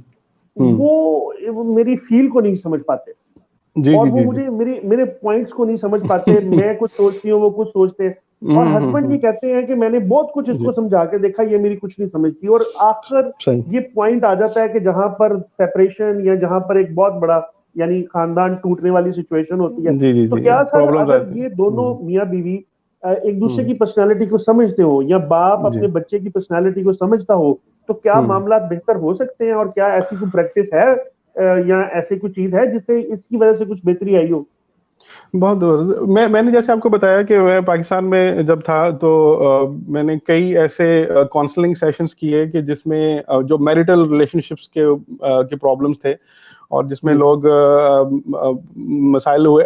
बल्कि कई दफा ऐसे होता है कि पेरेंट्स आते हैं अपने बच्चों के लिए कि जी हाँ, हमारी बच्ची को या हमारे बेटे को कोई मसला हो गया है, बेटा जो है वो हाँ, गेम्स जो है वो नहीं छोड़ रहा, उसको एडिक्शन हो हाँ, गई है, या बेटी जो है वो 3 महीने से कमरे में बंद है, वो हमारी हाँ, बात नहीं सुनती, वो बाप के साथ हाँ, बदतमीजी करती है, ये सारा कुछ है। हाँ, अच्छा, और कई दफा बंदा उनको समझने की कोशिश करता है तो पता चलता है कि एक्चुअली बच्चे जिस हालत में पहुंच चुके हुए हैं उनकी बहुत बड़ी वजह जो है वो मियाँ बीवी के आपस के झगड़े। कह लें उनके झगड़े हैं या उनकी प्रॉब्लम्स हैं।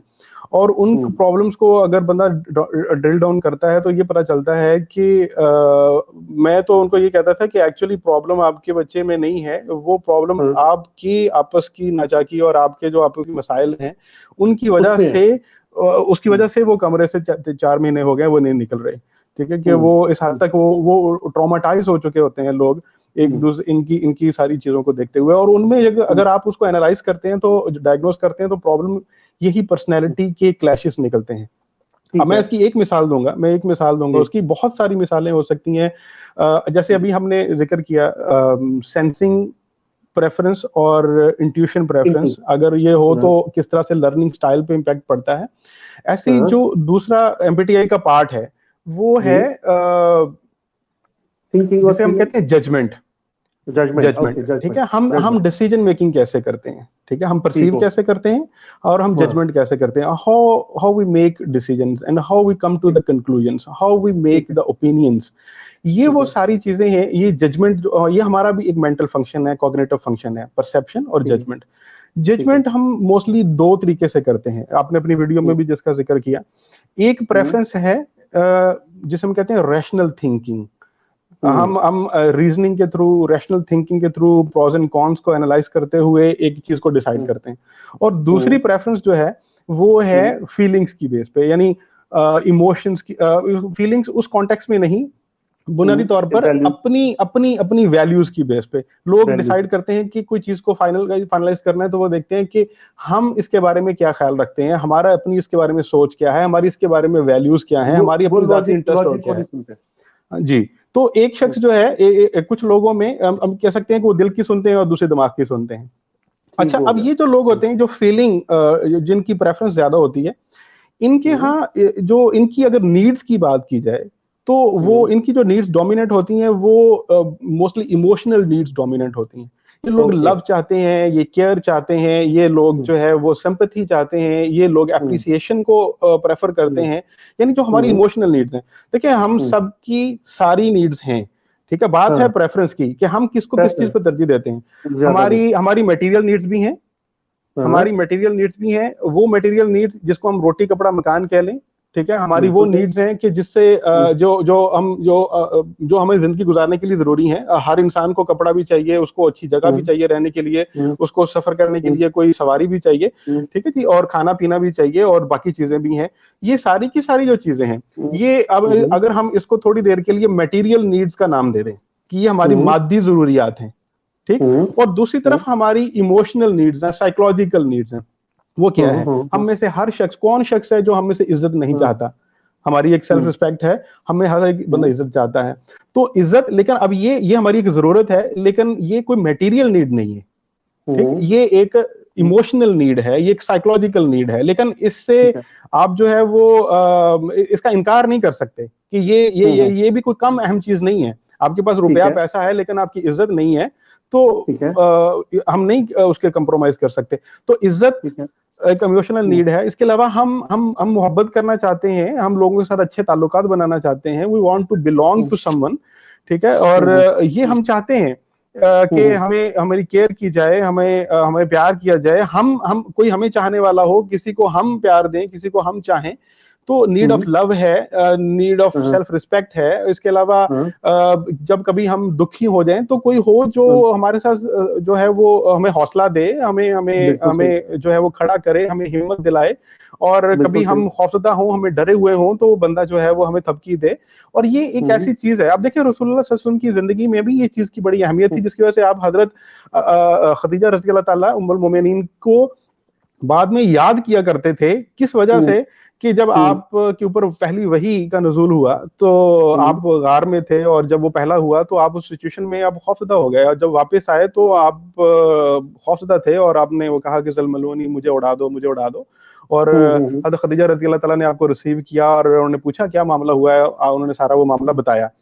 तो अब देखें कि वहां पर हज़रत आयशा रज़ियल्लाहु ताला ने, जब आप खौफजदा थे, जब आप को एक हौसले की जरूरत थी, तो आपको डर लग रहा था, तो उन्होंने आपको थपकी दी, आपको हौसला दिया, उन्होंने कहा कि आप बेकसों के सहारा हैं, आप यतीमों पर जो है वो रहम करते हैं, आप बेवाओं का सहारा हैं, आपका खुदा आपको जाया नहीं करेगा, आपका अल्लाह आपको जाया नहीं करेगा। अब ये देखें कि उस हालत के अंदर कभी सोच के देखें कि जब इंसान बहुत डरा हुआ हो, जब इंसान को झटके लगे हो जिंदगी के अंदर, या इंसान बहुत ज्यादा दुखी हो, तो उस हालत में जो हमारी इमोशनल नीड्स हैं वो हमें महसूस होती हैं कि बड़ी डोमिनेंट हो जाती हैं। तो अच्छा, ये एक तो होता है कि हालात की वक्त की वजह से मुख्तलिफ नीड्स हैं, मुख्तलिफ टाइम पे जो है वो हमें डोमिनेंट होती हैं। लेकिन हम ये देखते हैं कि ये कुछ लोगों की प्रेफरेंस होती है। कुछ लोग जो हैं, जो फीलर टाइप पर्सनैलिटी हैं, जिनकी प्रेफरेंस फीलिंग की तरफ होती है, वो उनके अंदर इमोशनल नीड्स पहली तरजीह में होती हैं, उनकी फर्स्ट प्रायोरिटी होती है कि ये नीड्स पूरी हों। मटेरियल नीड उनके लिए सेकेंडरी होती हैं।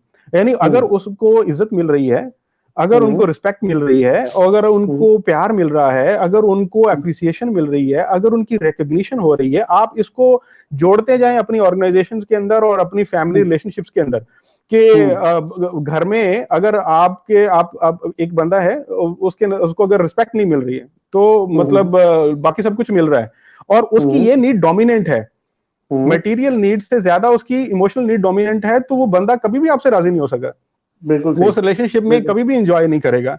ठीक है, इसलिए कि उसकी वो नीड डोमिनेंट है। अच्छा, दूसरी तरफ जो है वो हमारी मटेरियल नीड्स डोमिनेट होती हैं कुछ लोगों के अंदर। उनके नजदीक अच्छे कपड़े, घर, गाड़ी, स्टेटस, ये चीजें ज्यादा इंपॉर्टेंट होती हैं। वो कहते हैं कि ये चीज पहले होनी चाहिए। ये नहीं है कि वो नहीं चाहते कि उनकी इमोशनल नीड ना पूरी हो, उनकी भी, लेकिन उनकी सानवी हैसियत होती है उनके लिए। अच्छा, अब होता क्या है कई दफा नेचुरली कि मियाँ बीवी के बीच में, अब फर्ज करें कि एक की पर्सनैलिटी जो है ना वो फीलिंग टाइप है, ठीक है, और दूसरे की पर्सनैलिटी में जो चीज डोमिनेंट है वो रैशनल थिंकिंग है, तो उसकी वजह से क्या होगा, उसमें मटेरियल नीड डोमिनेट होंगी और उसमें जो इमोशनल नीड डोमिनेट होंगी। अब ये दोनों ना एक दूसरे के साथ इतराज कर रहे होते हैं। मतलब मैंने जब देखा कि मेरे पास जब कपल्स कभी आते थे तो उनमें बात ये होती थी, दोनों एक दूसरे के ऊपर सेम इल्जाम लगा रहे होते थे, सेम ताना दे रहे होते थे कि ये शख्स जो है ना ये केयरिंग नहीं है। अच्छा, एक दूसरे के सामने बैठे हैं, अब बीवी ये कह रही है कि ये केयरिंग नहीं है बिल्कुल भी। अच्छा, मैंने कहा जी कैसे केयरिंग नहीं है, बल्कि वो खुद ही बोल पड़ते हैं इतना, तो वो कहते जी इनसे पूछेंगे क्या नहीं है, क्या मैंने इनको घर नहीं लेके दिया हुआ, लोगों के पास किराए के घर है, मैंने इनको जाती घर लेके दिया हुआ है, ठीक है, क्या गाड़ी में नहीं घूमती हैं ये, इनके घर में क्या मैंने इनको कारपेट नहीं बिछा के दिए हुए हैं, एसी घर में नहीं लगा हुआ, ठीक है, अच्छी से अच्छी फ्रिज नहीं है, क्या अच्छे से अच्छे घर में टीवी नहीं है, क्या कौन सी कमी है इनको, कौन सी चीज है जो मैंने नहीं दी है, ठीक है, खर्चा घर का पूरा देता हूँ, इनकी जरूरत से ज्यादा देता हूँ, जब इनका दिल करता है ये शॉपिंग पे जाते हैं, कोई ऐसी महरूमी जो मुझे बताएं कि जो नहीं है, कौन सी ऐसी चीज है, फिर ये कहती है केयरिंग नहीं है, तो ये क्या ज्यादती नहीं है ये। अच्छा, अब जब अब उनसे पूछते हैं कि जी क्या ये सही कह रहे हैं, कह रहे हैं जी हाँ जी कह तो ये सही रहे हैं, नहीं नहीं इस मामले में तो ये बिल्कुल ठीक कह रहे हैं, ये तो सारा कुछ है, अल्लाह का शुक्र है, इन्होंने घर में अल्लाह का दिया सब कुछ है, लेकिन ना ये मुझे तवज्जो नहीं देते, तवज्जो नहीं देते, ठीक, मुझे अब क्या है, ये इमोशनल नीड है, अटेंशन, ठीक है, और खासतौर पे उस बंदे की टेंशन जो आपके लिए कुछ सिग्निफिकेंट हो, जिसकी आपके नजदीक में अहमियत हो, ठीक है, वो बंदा जो आपके लिए अहम है, उससे वो तवज्जो चाहता है बंदा, वो कहता है ये चीजें ठीक है, मुझे तवज्जो चाहिए। ये प्यार नहीं करते, ये बदल गए हैं, ये पहले शादी से पहले बहुत ज्यादा इजहार करते थे, या शुरू में बहुत इजहार करते थे, बाद में मतलब वो नहीं करते। अच्छा, ये कॉमन चीजें हैं आपको। अच्छा, अब होता क्या है कि अब यहाँ से ये हमें चीज समझ आती है कि सारा कुछ उस बंदे ने उसको दिया हुआ है, लेकिन ये नीड्स पूरी नहीं है, तो उनको ऐसे लग रहा है कि जैसे कुछ भी नहीं है, कुछ भी नहीं, ठीक है। तो अब बात ये होती है, वजह क्या है कि वो बंदा केयरिंग है, हाँ वो बंदा केयरिंग है, लेकिन वो केयरिंग किस चीज में है, मटेरियल नीड्स में। क्योंकि उसकी अपनी मटेरियल्स नीड डोमिनेंट थी, उसने समझा कि अगले बंदे की मटेरियल नीड ही डोमिनेंट है, उसने वो सारी कुछ देने की कोशिश कर रहा है जो उसको पसंद है, ठीक है, लेकिन अगले बंदे की इमोशनल नीड्स डोमिनेंट है, वो चाह रहा है कि भाई पैसा पे मैं कंप्रोमाइज कर भी लूंगा, घर अपना नहीं होगा, मैं कंप्रोमाइज कर लूंगा, लेकिन मुझे रिस्पेक्ट चाहिए, मुझे अटेंशन चाहिए, मुझे प्यार चाहिए, मुझे थपकी चाहिए, मुझे हौसला चाहिए, जब मैं कभी दुखी हूं तो आपने मेरे पास आके बैठे मुझसे पूछें मैं क्या महसूस कर रही हूँ या मैं क्या कर रहा हूँ। अब ये जो एक क्लैश आता है ना सर, ये बुनियादी तौर पे और कुछ भी नहीं होता सिवाय इसके कि उसकी, अच्छा वो अपनी जगह केयरिंग होता है, वो अपनी जगह केयरिंग होती है, ठीक है, दोनों अपनी जगह केयरिंग होते हैं, लेकिन अच्छा दूसरी तरफ भी देखिए क्या मामला है, तो प्रॉब्लम कहाँ है, और प्रॉब्लम क्या है कि दोनों की नीड्स डिफरेंट है। प्रॉब्लम के सॉल्यूशन को सिर्फ इतना आइडेंटिफाई करने के बाद क्या सिर्फ पता लग सकता है हस्बैंड को कि मैं आया कीता ठीक हो गया, आप मुझसे जी बिल्कुल कर रहे थे, बिल्कुल मैं बिल्कुल मुझे याद आ गया, एक दफा शायद आपसे डिस्कस हो रहा था, तो एक साथ थे, प्रोफेशनल थे और बड़े अच्छे इंजीनियर थे, तो वो मुझे कहते कि यार मैं सारा कुछ घर में मैंने दिया हुआ है, मुझे समझ नहीं आ रही मतलब मसला क्या है बेगम को, और मोस्टली जो है मेरा काम भी वर्क फ्रॉम होम होता है, मेरी जॉब भी इस तरह नेचर की है कि मैं जब चाहूं मैं घर आ जाऊं, मेरा काम जो है वो ऑनलाइन है, तो मुझे कोई इतनी टेंशन भी नहीं है कि मुझे ऑफिस में ही बैठना है, सारा दिन मैं घर में ही रहता हूं, लेकिन मेरी वाइफ मुझसे फिर भी राजी नहीं होती, उनको पता नहीं क्या प्रॉब्लम है। तो मैंने उनसे थोड़ा सा पूछा, उनसे उनकी पर्सनैलिटी के बारे में कि आपकी वाइफ की प्रेफरेंसेस क्या है, उनकी पसंद नापसंद क्या है, और उसकी बेस मैंने थोड़ा सा असेस करके मैंने उनको, मुझे लगा कि वो फीलर टाइप की है, हाँ, तो मैंने उन्हें कहा कि ऑफिस आप बिल्डिंग ऐसे वाला क्या बताया। करें कि आप जो है ना वो हाँ, सिर्फ आधा घंटा हाँ, उनको लेके ना किसी पार्क में चले जाया करें। उस टाइम हाँ। के ऊपर आप और कुछ नहीं करना, ठीक है? एक फोन नहीं क्वालिटी लेना, टाइम, कोई डिस्कशन नहीं करनी। फोन नहीं लेना, हाँ, वो नहीं करना, सिर्फ और सिर्फ आप उनको लेके उनको पता लगे कि क्वालिटी टाइम बंदा मेरे साथ गुजार रहा है, इसने मुझे अटेंशन दी है।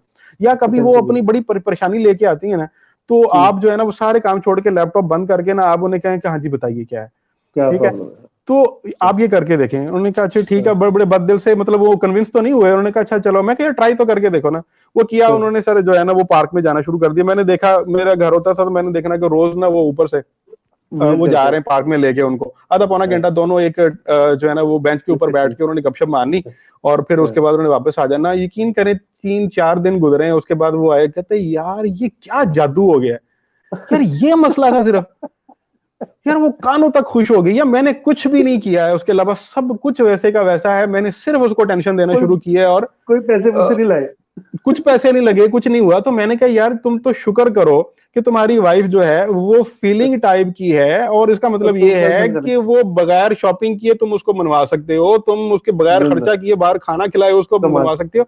अच्छा कमाल। खाना, अच्छे कपड़े, ये चीजें सारी उसके लिए सेकेंडरी है। उसको बुनियादी तौर पर जो चीज चाहिए वो तुम्हारी अटेंशन, तुम्हारा लव, और तुम्हारा उससे पूछना कि तुम कैसी हो और तुम क्या फील कर रही हो, ठीक है? कमाल हो ये गया सर, चीजें जो है कमाल है। कमाल है तो सर, ये देखिए ना कितनी जबरदस्त है, एक छोटी सी चीज को आइडेंटिफाई करके कितना जबरदस्त रिजल्ट आ रहा है। सर हमारे पास क्वेश्चन लाइव के श्योर लिए एक मैडम हमारे साथ है, हम उनको जी। लेते हैं, वो अपना तारुफ भी कराएंगी और इंशाल्लाह ताला हमें अपने क्वेश्चन किसे भी वो आगाह करेंगे कि वो क्या पूछना चाहती हैं, फिर उसके हवाले से हम लेते हैं उनको बीच में। Sure please. जी अस्सलाम वालेकुम मैडम, कैसे हैं आप, ठीक वालेकुम ठाक हैं? अस्सलाम। मैं ठीक, जी आप वालेकुम सुनाएं सर अस्सलाम। कैसे हैं? जी अल्लाह का अल्हम्दुलिल्लाह शुक्र। आप जी। अपना तारुफ कराइए और अपना क्वेश्चन पूछिए प्लीज। सर मेरा नाम जुनैरा है, मैंने आपसे क्वेश्चन करना था। मैंने एमएससी साइकोलॉजी की है ऑलरेडी ना, हम्म। तो मुझे शौक था पर मेरा दिल उठ गया अब इससे। ओहो। कुछ टीचर्स ऐसे मिल गए, कुछ स्टडी हम्म। ऐसी हुई है, तो अभी हम्म। मैं अनदर इधर उधर फील्ड में जॉब कर रही हूँ। हम्म। तो मतलब मैं हम्म। इससे सेटिस्फाई नहीं हो रही ना, एक मेंटली डिस्टरबेंस सी, टेंशन सी बनी हुई है, तो इसका फिर मुझे क्या करना चाहिए? जी जनाब। स्पेसिफिकली स्पेसिफिकली अगर आप मुझे कि आप की प्रॉब्लम क्या है, यानी आप चाहती हैं कि आप वापस आ जाएं अपनी जो आपकी एजुकेशन है उसी फील्ड में, यानी साइकोलॉजी में वापस आना चाह रही हैं, या आप समझना चाह रही हैं कि मैं उसमें क्यों नहीं जा रही है? क्या आपका क्वेश्चन मैं सही तरह से नहीं समझ पाया हूँ। मतलब क्वेश्चन कि क्या है इसमें? मैं अभी, मतलब जी। मुझे कुछ भी नहीं, मैं अगर कहीं जॉब करने का सोच रही हूँ, मतलब एम फिल करो, ये करो, वो करो, उससे मैं थोड़ी फेड अप हो चुकी हूँ। तो हम्म। जॉब वगैरह इस फील्ड में तो इतनी है ही नहीं है ना, मतलब मिलती नहीं, जहाँ पे चले जाओ एम फिल करके आओ, एमएस करके आओ, कोई हम्म। कोर्स करके आओ। तो उस लिहाज हम्म। से फिर मतलब कि सिलेक्ट फील्ड की थी, इसलिए की थी कि एज अ साइकोलॉजिस्ट या डॉक्टर बन के कोई इसका काम करूँ, पर उसके हम्म। रिलेटेड तो मुझे कुछ भी नहीं मिल रहा, अनदर जॉब्स मिल रही हैं। तो मुझे अभी हम्म। क्या करना चाहिए? अनदर कोई कंटिन्यू करना चाहिए या इसको करना चाहिए? इससे मैं पहले या इस वक्त आप जो जॉब कर रहे हैं वो किस किस्म की है, वो बिल्कुल साइकोलॉजी से मैं रेलेवेंट नहीं नहीं नहीं, बिल्कुल भी नहीं, वीजा की है इसकी, मैं है? लाहौर ब्रांच मैनेजर हूँ उसमें। ठीक है, ठीक है, ठीक है, तो वो सही। बिल्कुल डिफरेंट होगी ना आपकी साइकोलॉजी जी। के फील्ड से। तो अब तो वो आप आपका जो बेसिक क्वेश्चन है वो क्या है? कि मैं जब जाती हूँ मुझे पूछते हैं आपकी डिग्री क्या है, मैं कहती हूँ मैंने एमएससी साइको, यहाँ क्या कर रही हैं आप, वहाँ जाएं, आप ये करें वो करें, उससे फिर हम्म। आप बेहतर हाँ फील करती है, यानी आप कुछ और जी। कर चुकी हैं और आप किसी जी। और जगह पे आप काम कर रहे हैं। जी सर। देखिए ये हमारे यहाँ वैसे एक बहुत अलमिया है कि हम इवन के देखें, जो मेरी बहन है वो खुद साइकोलॉजिस्ट हैं, यानी उनकी क्वालिफिकेशन साइकोलॉजी में है। लेकिन कई दफ़ा क्या होता है कि हम किसी ऐसे करियर पाथ को चूज कर लेते हैं या किसी ऐसी एजुकेशन में जो हमें पता नहीं होता कि एक्चुअली ये हमारी पर्सनैलिटी के साथ मैच करता है या नहीं करता। ठीक। इसकी जो हमारी जो नेचुरल प्रेफरेंसेस हैं वो उसके साथ अलाइन है या नहीं है। तो यहाँ से भी हमें ये नीड आइडेंटिफाई होती है कि हमें अपनी पर्सनैलिटीज के बारे में जानना बहुत ज़रूरी है। उससे आपको ये पता चलना शुरू हो जाता है कि कौन से करियर्स ऐसे हैं कि जिनके अंदर आपकी एक्सीलेंस अचीव करने के चांसेस ज़्यादा हैं, ठीक है? हर फील्ड में हर शख्स चल जाता है किसी न किसी लेवल पे। अब आपको चीज़ पसंद है या नहीं पसंद है, इंसान मेहनत करता है तो कुछ ना कुछ मकाम उसके अंदर कुछ ना कुछ हासिल कर लेता है। लेकिन अगर आपको ये पता हो, अगर आपका गोल ये है कि मैंने कुछ बनना है, मुझे कुछ अचीव करना है, मुझे मुझे एक्सीलेंस मुझे एक्सीलेंट होना है, मुझे एक्सीलेंस अचीव करना है, तो एक्सीलेंस बंदा सिर्फ उसी चीज में ही अचीव कर पाता है कि जिस फील्ड की रिक्वायरमेंट्स जो आपका रोल है, जो आपका करियर पाथ है, जो उसकी रिक्वायरमेंट है, जो उसकी जॉब डिस्क्रिप्शन है, जो उसकी डिमांड्स है, वो और आपकी पर्सनैलिटी की जो आपकी प्रेफरेंसेस हैं, जो आपकी नेचुरल प्रेफरेंस हैं, अगर वो अलाइन हो जाती हैं एक दूसरे के साथ, तो फिर बंदा उसमें एंजॉय भी करता है, मजा भी करता है, और उसमें बहुत कम उम्र के अंदर इंसान जो है वो बहुत कुछ हासिल कर लेता है, जो दूसरों के लिए उस दर्जा कमाल तक पहुंच जाता है जिसके बारे में दूसरे सिर्फ सोच ही सकते हैं। इसलिए हम देखते हैं कि वो लोग जो बहुत छोटी उम्र के अंदर बड़ी अच्छी पोस्ट के ऊपर या बड़ी अच्छी जगह पे पहुंच जाते हैं या एक अपना नाम कमा लेते हैं, वो मोस्टली ऐसे लोग होते हैं कि वो उस करियर पाथ को उन्होंने चूज कर लिया होता है, वो जानते हुए या ना जानते हुए, इंटेंशनली और अनइंटेंशनली उनको गाइडेंस मिली या खुद से ही मतलब जो है वो बाय चांस ऐसा हो गया, लेकिन वो ऐसी फील्ड में चले जाते हैं जो उनकी पर्सनैलिटी के साथ अलाइन होता है, तो उनके लिए बहुत ईजी हो जाता है उसमें अचीव करना। अब जो मेरी बहन का सवाल है, इसमें ये है कि अब एक्चुअली ये इंडिविजुअल बेसिस पे देखना पड़ेगा इनकी कि एक्चुअली आपकी पर्सनैलिटी खुद अगर एमबीटीआई आप टेस्ट करते हैं तो कि आपकी पर्सनैलिटी क्या है, आपकी नेचुरल प्रेफरेंसेस क्या है। बात रहेगी बाकी ये कि साइकोलॉजी में तो बहुत सारे पाथ हैं। अगर आपने क्लिनिकल साइकोलॉजी की है तो क्लिनिकल साइकोलॉजी में अगर आप आगे ये है कि अगर आप उसको एज ए करियर पाथ लेना चाहती हैं तो आप पाकिस्तान में एडीसीपी है, Pakistan advance diploma in clinical psychology है, वो करके या एमफिल करके आप एज ए साइकोलॉजिस्ट, उसमें शुरू में हम पाकिस्तान में चूंकि अभी अवेयरनेस नहीं है, साइकोलॉजिस्ट जो क्लिनिकल साइकोलॉजिस्ट हैं उनके लिए इतनी अपॉर्चुनिटीज नहीं है, लेकिन आहिस्ता आहिस्ता अवेयरनेस आ रही है। और आजकल तो फिर ऑनलाइन का बहुत है, आप ऑनलाइन जो है वो अपना स्टार्ट कर सकते हैं, काउंसलिंग की प्रैक्टिस स्टार्ट कर सकते हैं, तो आप अपनी फील्ड की तरफ वापस आ सकती हैं। लेकिन अब ये डिपेंड करता है कि क्या साइकोलॉजी आपने चूज की थी जो है वो अपनी मर्जी से, अपनी ख्वाहिश से, या बस जैसे कहते हैं कि आमतौर पर जैसे हमारे मेरी मदर चाह रही थी मैं एफएससी करूं, मेडिकल करूं, मैं उससे भाग रही थी, तो फिर उन्होंने कहा नहीं मेडिकल के रिलेटेड ही कुछ चूज करो, साइकोलॉजी रखवा दी मैंने, आईसीएस बीएससी में भी पढ़ी, आगे एमएससी में भी पढ़ी। तो मुझे जॉब डिफरेंट करने का शौक है सोशली, मतलब इस तरह, मतलब कि माइंड में आइडियाज या इस तरह, मतलब एक जगह नहीं मैं कर सकती, मुझे एक कि मैं हर जगह कोई ना कोई काम करती रहूं। मेरा ख्याल है इसमें बेस्ट ये होगा, आप हाँ पर्सनालिटी का टेस्ट किया सुना था आपने कोई? जुनैदा मेरी आवाज आ रही है आपको? जी जी आ रही है सर। जी मैंने पूछा है पर्सनालिटी का आपने कोई पहले टेस्ट वगैरह किया है कोई? आपको पता है कि आपकी पर्सनालिटी कॉम्बिनेशन क्या है? अगर हम नहीं कोई सर, नहीं किया तो फिर एक तो मेरा इस तरह से स्टार भी लेके ऐसा है, मैं भी स्टार पे ही थोड़ा ट्रस्ट कर लेती हूँ, सुन लेती हूँ, उसको पढ़ लेती हूँ। आप तो साइकोलॉजिस्ट हो गए तो आपको चीजें ज्यादा यूज करनी चाहिए थी। जी डॉक्टर आप तो मुझे शर्मिंदा कर रही हैं, एक साइकोलॉजी की स्टूडेंट हो गए अगर आप स्टार्स पे भरोसा कर रहे हैं तो well I am just I am kidding. लेकिन ये कि आपको, मेरा ख्याल है कि आपको साइंटिफिक बेसिस पे, यानी जैसे हम साइकोलॉजी में पर्सनालिटी टाइप डिटरमिन करते हैं, असेस करते हैं, आपको वैसे करना चाहिए। आप जो है वो अपनी एमबीटीआई टेस्ट करें, ठीक है, ऑनलाइन भी अवेलेबल हैं, आप अदील साहब से भी इससे रब्ता कर सकते हैं और मुझसे भी कर सकते हैं। तो आप अपनी पर्सनालिटी टेस्ट करें, उससे आपको पता चलेगा कि आपकी नेचुरल प्रेफरेंसेस क्या हैं, आपका नेचुरल टैलेंट क्या है। एक है कि जो स्टार्स की बेस पे हमने असेस किया हुआ है, एक जो है हमारे खुद जो अपने अपने बारे में अंदाजे हैं कि मुझे ये है, मुझे वो अच्छा लगता है, मुझे ये अच्छा नहीं लगता। वो हो सकता है कि वाकई जेन्युइनली आपकी नेचुरल प्रेफरेंस है वो, जो आपको किस तरफ खींच रही है, या कई दफा वो एक फॉल्स इंस्पिरेशन होती है, किसी को देख कहीं पैसे देखता है मार्केट में, कहीं किसी को काम करते देखता है। बिल्कुल सही। जी, हमने देखा कि मतलब फर्ज करें, हमने देखा कि वो हमने अपने लाइब्रेरियन को देखा, वो बड़े स्कूल में बड़ी अच्छी जॉब करती हैं, कहते यार ये बड़ा कूल एनवायरनमेंट है, बड़ा मजेदार जॉब है, ठीक है। तो इंट्रोवर्ट लोग मोस्टली उससे फैसिनेट हो जाते हैं, तो एक इंस्पिरेशन होती है। या किसी का मामू जो था वो डॉक्टर थे, उन्होंने देखा बड़ी रिस्पेक्ट है उनकी, हॉस्पिटल में जाते हैं, वो लंबा कोट पहना होता है, लोग आगे पीछे होते हैं। या किसी के चचा जो है वो लॉयर थे, उन्होंने देखा कि क्या रिस्पेक्ट है, पुलिस वाले भी उनको सलूट मारते हैं, तो बंदा उससे इंस्पायर होकर वो चीज चूज कर लेता है। और बहुत बड़ा प्रॉब्लम वही जो इन्होंने बताया कि पेरेंट्स जो हैं, पेरेंट्स की ख्वाहिशात होती हैं, वो चाहते हैं कि हमारे बच्चे ये बने, लेकिन उनको वो अपनी ख्वाहिश की बेस पे जो वो खुद नहीं कर सक रहे हुए, या वो इंस्पायर्ड हुए होते हैं कहीं से, उन्होंने देखा कि फलां का बच्चा जो है वो डॉक्टर बन गया और उसकी वजह से माशरे में बड़ी इज्जत हुई और बड़ी रिस्पेक्ट हुई, उसने बड़ा नाम कमाया, तो हमारा बच्चा भी ये बने। तो उनकी जो इंस्पिरेशन है कई दफा वो भी रियलिस्टिक नहीं होती। हर बच्चे का अपना एक टैलेंट है, हर बच्चे का अपना एक चीज, उसकी नेचुरल प्रेफरेंस है।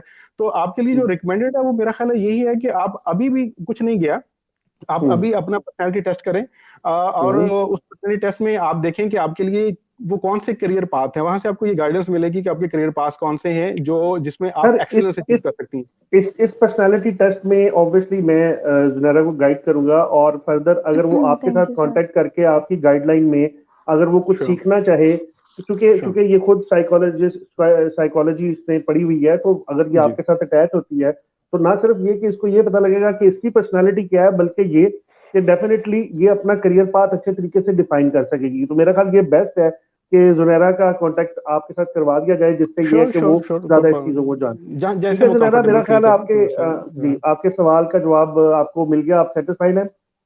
जी sir, thank you so much. चलें, जज़ाकल्लाह, आपके आने का बहुत शुक्रिया। अल्लाह हाफिज। ओके, अल्लाह। जी, तो बिल्कुल जिस तरह हमारे पास जुनैरा आई हैं, इन्होंने अपने सवाल पूछे हैं, इस तरह अगर कोई और व्यूअर भी हमें ज्वाइन करना चाहता है तो इस लिंक के ऊपर एक लिंक दिया गया हुआ है इस वीडियो के ऊपर। अगर आप उसको क्लिक करते हैं तो उसमें आपकी वीडियो और वॉइस का वो एक्सेस मांगेगी, आप देख के मेरे पास मेरे स्टूडियो में एंटर हो जाएंगे। वहां से मैं आपको फिर दोबारा अपने स्टूडियो में लेके आ सकता हूँ। जैसे जुनैरा आई है, वो अपना सवाल पूछा और वो सारी चीजें की। मेरा ख्याल सर 55 मिनट गुजर चुके हैं। अब आपसे और अपने सवाल पूछने की बजाय मुझे ऑडियंस के बेतहाशा सवालात आ रहे हैं, तो मैं ये समझता हूँ कि उनको भी आपके साथ डिस्कस किया जाए ताकि हम उनको जवाब दे सकें। जी सर, तो ये हमारे पास एक क्वेश्चन आता है, डॉक्टर साहब, I want to know if one is scared of knowing too much, can he afford to remain himself without this knowledge? Is it must to know about personality? वो कहता है कि एक शख्स, जी आप भी पढ़ सकते हैं। मैं पढ़ नहीं पा रहा क्योंकि वो बहुत बारीक लिखा हुआ है, मैं चूंकि मोबाइल से कनेक्टेड हूँ तो जी जी जी जी मैं आपको बताता हूँ सर। कहते हैं मतलब एक शख्स अगर खौफजदा है कि वो ज्यादा मत जाने, वो ऑलरेडी अफ्रेड है और स्केर्ड है ऑफ नोइंग टू मच, तो वो ये अफोर्ड कर सकता है कि वो ज्यादा नॉलेज ना ले और उसके मुताबिक उसके बगैर रह सके? और फर्दर क्या उसके लिए भी पर्सनालिटी का जानना बहुत ज्यादा जरूरी है? ऐसा तो नहीं है कि वो जानना नहीं चाहता लेकिन मजबूरी से उसने जान लिया है तो हुनो वक्त पे आ गया, इस तरह की सिचुएशन हो सकती है? जी तो देखें, असल में उनके सवाल के अंदर ही उस चीज का जवाब है कि I want to know if one is scared of knowing too much. ठीक है, अब ये प्रॉब्लम एक्चुअली अपने आप को जानने का नहीं है, नॉलेज कम होना या ज्यादा होना। नॉलेज तो एक ऐसी चीज है जिसके बारे में अल्लाह ताला ने रसूलुल्लाह सल्लल्लाहु अलैहि वसल्लम को हुक्म दिया कि कुल रब्बी ज़िदनी इल्मा, कि कहो कि अल्लाह मेरे इल्म में इजाफा फरमा। इल्म का ज्यादा होना कभी भी नुकसानदेह नहीं हो सकता। तो प्रॉब्लम जो है वो बुनियादी तौर पे उसका स्केयर होना है, जो उन्होंने अपने पहले सेंटेंस में जिसका जिक्र किया कि अगर वो ज्यादा जानने से खौफजदा हैं तो असल में उस खौफ का इलाज करना चाहिए कि वो क्यों खौफजदा हैं। ठीक है, और ताकि उनको जब खौफ नहीं रहेगा तो फिर अपने बारे में जानना उसके लिए इनके लिए हमेशा फायदेमंद ही होगा, नुकसानदेह नहीं होगा। चूंकि खुद शनासी, देखें बात यह है कि हम अल्लामा इकबाल को बहुत पसंद करते हैं, हमारे कौमी शायर हैं, और उन्होंने उनका जो तसव्वुर खुदी है वो क्या है कि लोग कई दफा समझ नहीं पाते। तो जो लोग इकबालियात के एक्सपर्ट हैं वो ये बताते हैं कि खुदी से मुराद बुनियादी तौर पर जो कहना चाह रहे थे अल्लामा इकबाल, वो खुद शनासी है, सेल्फ अवेयरनेस है, सेल्फ डिस्कवरी है, अपने आप को जानना। मैं अपनी अपनी अपनी जो है वो अपने नेचुरल टैलेंट को जानना, अपने बारे में आगाही हासिल करना।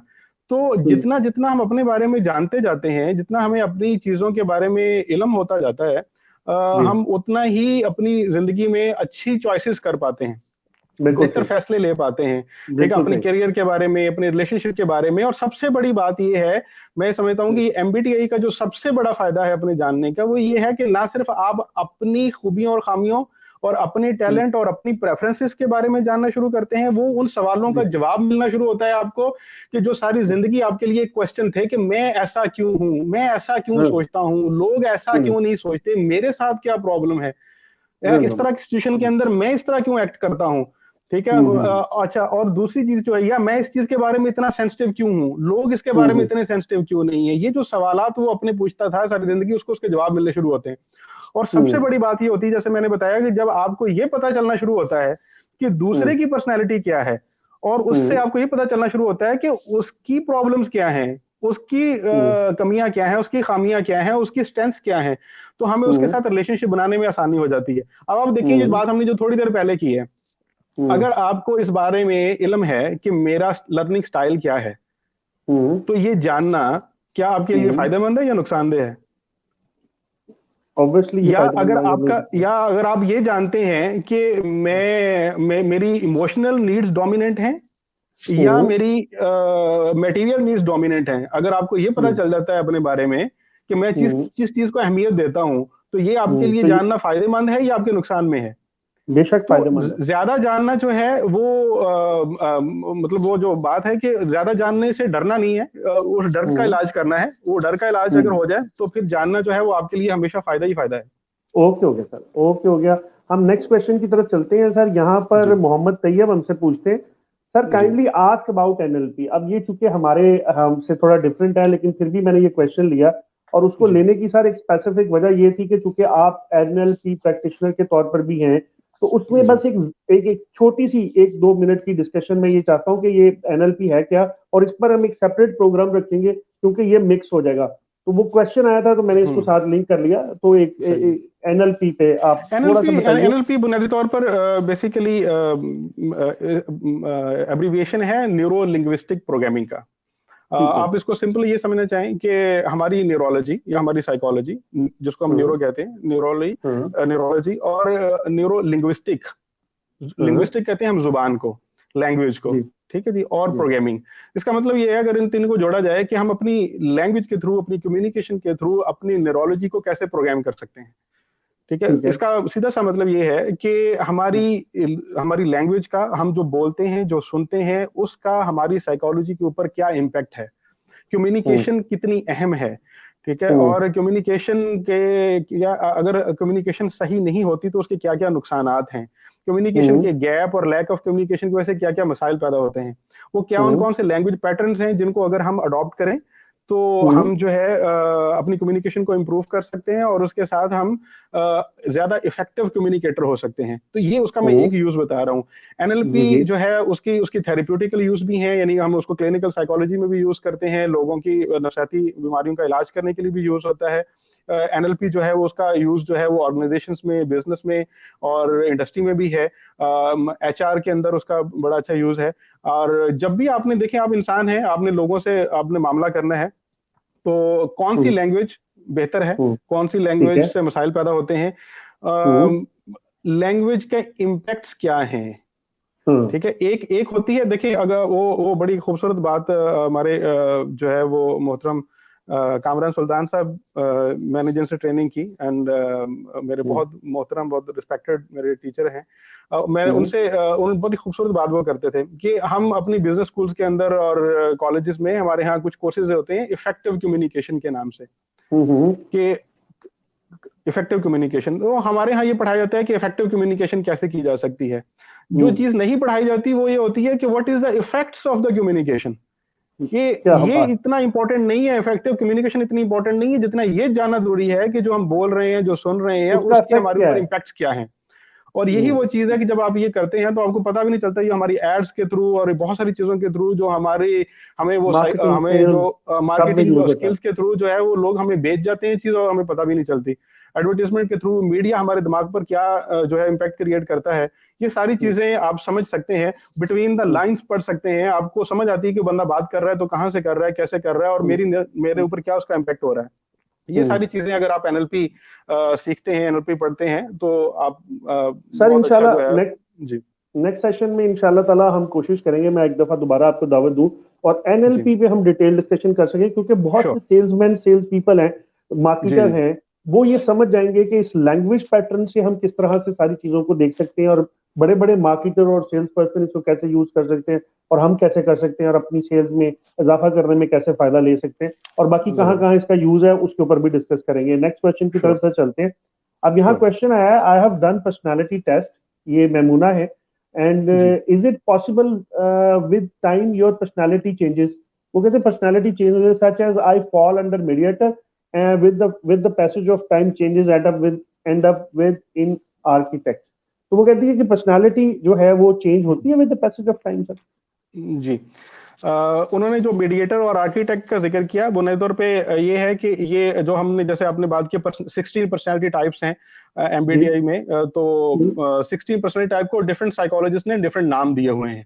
कोई किसी को कुछ अपने हिसाब से उन्होंने एक पर्सनैलिटी को एक लफ्ज से, अगर हम कहते हैं कि किसी पर्सनैलिटी टाइप को एक लफ्ज से हमने आइडेंटिफाई करना हो, तो उन्होंने मुख्तलिफ साइकोलॉजिस्ट ने मुख्तलिफ उसके नाम दिए हुए हैं।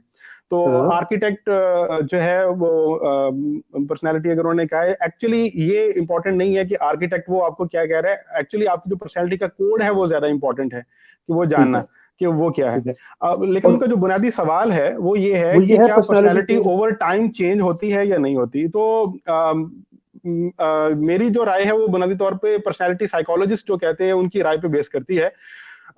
एमबीटीआई के जो एक्सपर्ट्स हैं वो ये कहते हैं कि कोर जो है आपकी पर्सनैलिटी का वो चेंज नहीं होता, ठीक है। जो आपकी नेचुरल प्रेफरेंसेस है वो चेंज नहीं होती। However we can change the some aspect of our personality, कुछ चीजों को हम चेंज कर लेते हैं। ये बिल्कुल वैसे ही है। इसकी मिसाल अगर मैं आपको दूं, मेरे ख्याल से आप इजीली समझ जाएंगे। आप देखते हैं कि नेचुरली कुछ लोगों का ये होता है कि वो इंट्रोवर्ट होते हैं और कुछ लोग नेचुरली एक्सट्रोवर्ट होते हैं। ये इंट्रोवर्ट होते हैं आमतौर पे हम दिखने में हमें ये नजर आता है कि वो खामोश तबा ज्यादा होते हैं, कम गो होते हैं, आमतौर पे वो अकेले रहना ज्यादा एंजॉय करते हैं।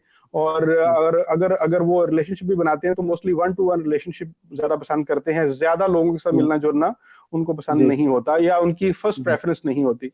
और दूसरी तरफ जो एक्सट्रोवर्ट हैं वो थोड़े आउटस्पोकन होते हैं, एक्सप्रेसिव होते हैं, ज्यादा आउटगोइंग होते हैं, लोगों से मिलना जुलना और ज्यादा दोस्त बनाते हैं।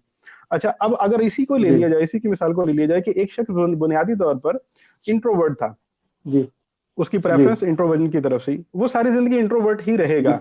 लेकिन होगा क्या कि फर्ज करें अब वो चला जाता है सेल्स की जॉब में, वहां पे लोगों से बात करनी पड़ती है और वो उसकी जॉब की रिक्वायरमेंट है, उसने उसके ऊपर ट्रेनिंग्स की, उसके ऊपर वो खपा। अब वो उसकी नेचुरल, बेसिकली उसकी नेचुरल प्रेफरेंस नहीं थी ज्यादा बात करना, लेकिन उसकी जॉब की रिक्वायरमेंट थी। इसकी वजह से वो उसने लोगों से बातचीत करने को, पहले वो बहुत शर्माता था, बहुत शाय था, लेकिन अब जो है वो रिलैक्स हो गया। उसने कहा कुछ नहीं होता, उसने अपने आप को मेहनत की और उसने थोड़ा बोलना चलना शुरू किया, लोगों से मिलना शुरू किया।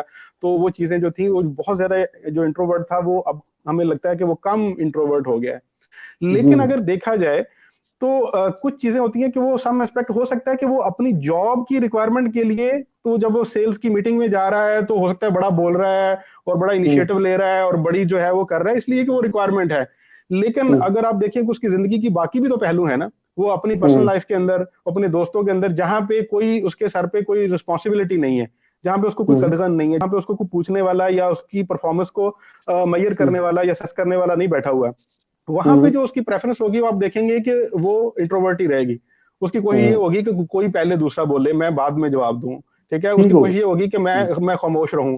तो आप ये कह सकते हैं कि किसी खास जॉब की नीड की वजह से या आपकी आप जिस पे मेहनत करते हैं वो कुछ एस्पेक्ट्स अपनी पर्सनैलिटी के चेंज कर लेते हैं, आप उनको इंप्रूव कर लेते हैं, और जो करने भी चाहिए एक्चुअली। बुनियादी तौर पे एमबीटीआई का सर मकसद भी बुनियादी तौर पे ये है कि आप देखें कि वो चीजें जो कि मेरी जिंदगी में जो मेरे वीक पॉइंट्स हैं या मेरी चीजें कम हैं, लेकिन हाँ, मैं उनको इम्प्रूव करूं ताकि उनको कम से कम उस दर्जे में ले जाऊं कि जहां पे वो मेरे लिए प्रॉब्लम ना हो, या ये है कि मेरे गोल्स को अचीव करने में अगर उनकी जरूरत है तो मैं उसको डेवलप करके वो गोल अचीव कर लूं, ठीक है। अगर अब उसने फर्ज करें गोल अचीव करना है कि उसने एक सेल्स मैनेजर बनना है और उसके लिए उसको वो चाहिए कि वो एक ऐसा जो है वो एक अच्छा सेल्समैन हो, अच्छा एक्सप्रेसिव बंदा हो, तो वो अपनी इंट्रोवर्जन को उसको काबू करना पड़ेगा, ठीक है। इंट्रोवर्जन पे मेहनत करनी पड़ेगी, उसको ग्रो करके वो उसको आउटस्पोकन होना पड़ेगा किसी हद तक, ठीक है। तो वो अगर वो कर लेता है तो ये है कि उसकी पर्सनालिटी डेवलपमेंट में जो है, उसकी पर्सनालिटी डेवलपमेंट हम कहेंगे उसको, उसकी ग्रोथ है एक्चुअली। तो आप अपने कंफर्ट जोन से बाहर निकलते हैं इसमें। तो बाकी जो सवाल है उनका, उसका जवाब यही है कि कोर चेंज नहीं होता, कोर चेंज नहीं होता, और उसके लिए इनको कोर को जानना बहुत ज्यादा जरूरी है, कंप्लीट टेस्ट को करना बहुत ज्यादा जरूरी है। अब यहाँ पर मोमना का ही एक और क्वेश्चन है, ये टेस्ट ऑनलाइन अवेलेबल है? तो ये टेस्ट ऑनलाइन बिल्कुल अवेलेबल है, और आप इस टेस्ट को खुद कैसे ले सकते हैं, तो वो वेबसाइट आपके साथ शेयर कर दी जाएगी, वहां से आप ले सकते हैं। लेकिन वहां पर मोस्ट ऑफ द टाइम जो रिजल्ट्स होते हैं वो एक्यूरेट नहीं होते। जितने भी साइकोलॉजिस्ट से मैंने बात की तो उन्होंने कहा बड़ा फर्क होता है बीच में, तो लोग उसी को अपनी पर्सनैलिटी समझना शुरू कर देते हैं और इससे जो कोर फायदा होना है वो नहीं होता। और फर्दर ये कि यहाँ पर एक और क्वेश्चन मोमिना का ही आता है कि what can be deduce from personality test result से असल में हम निकालेंगे क्या? तो ये वो काम है जो डॉक्टर साहब के साथ डिस्कशन करके, आप में से अगर कोई ये पर्सनालिटी डिस्कशन करना चाहता है तो 1-to-1 डॉक्टर साहब के साथ डिस्कशन कर सकता है, जहां वो ये देखेगा कि इससे मुझे क्या निकालना है और मेरे पास क्या आएगा। फर्दर हम एक क्वेश्चन की तरफ जाते हैं जो कि तैयब साहब का है। Sir, I have a question, is there any particular or certain age to groom your personality? यानी आपकी पर्सनालिटी को ग्रूम करने के लिए क्या एज लॉक है जी? सर, छोटा सा जवाब इसका, क्योंकि क्वेश्चन एज का एज का बहुत एक इम्पोर्टेंट रोल है। लेकिन जो बचपन का जो टाइम है हमारा, साइकोलॉजिस्ट ये कहते हैं कि जैसे हमारी जो कोर हमारे प्रेफरेंसेस होती हैं, जो इंट्रोवर्जन जिसको हम कहते हैं कि सेंसिंग या इंट्यूटिव है, या जो थिंकिंग और जो हमारी जजमेंट और परसेप्शन है बुनियादी तौर पे, ये उस टाइम में हमें ज्यादा महसूस होती है जब हम बचपन में होते हैं। यानी हमारा जो चाइल्डहुड का टाइम है 11 साल से पहले पहले का है, और उसके बाद जो आपकी पर्सनालिटी है जो है उसमें जो आपका टीन एज टाइम है वो बड़ा इंपॉर्टेंट है। ठीक है, कि जिस वक्त एक बच्चा एक बिल्कुल कोरे कागज की तरह होता है और सारी चीजें जो हैं उसके ऊपर आ रही होती हैं, तो इस टाइम के ऊपर अगर आपकी सही गाइडेंस हो जाए और सही करियर पाथ मिल जाए, तो आप अपनी पर्सनालिटी का आपको अंदाजा हो जाए, तो आप अपनी पर्सनालिटी को ज्यादा अच्छे तरीके से ग्रूम कर सकते हैं। वरना बहुत सारी चोटें इंसान को लगती हैं, बहुत सारी हिट एंड ट्रायल होते हैं, जिसकी वजह से कई दफा हम पर्सनालिटी के जो डार्क साइड्स हैं कई दफा जिंदगी में वो भी बाहर आ जाती हैं, जिसको हम फिर पर्सनालिटी नहीं, पर्सनालिटी डिसऑर्डर्स के नाम से जानते हैं। तो इसलिए ये टाइम बहुत बेस्ट है अपने बच्चों का, खासतौर पे उनकी जो डेवलपमेंट जो एज है उसमें पर्सनालिटी डेवलपमेंट एक पूरे अरूज पे होती है, और उस वक्त अगर उसको सही गाइडेंस मिलती है तो बहुत फायदा हो सकता है उसकी जिंदगी में।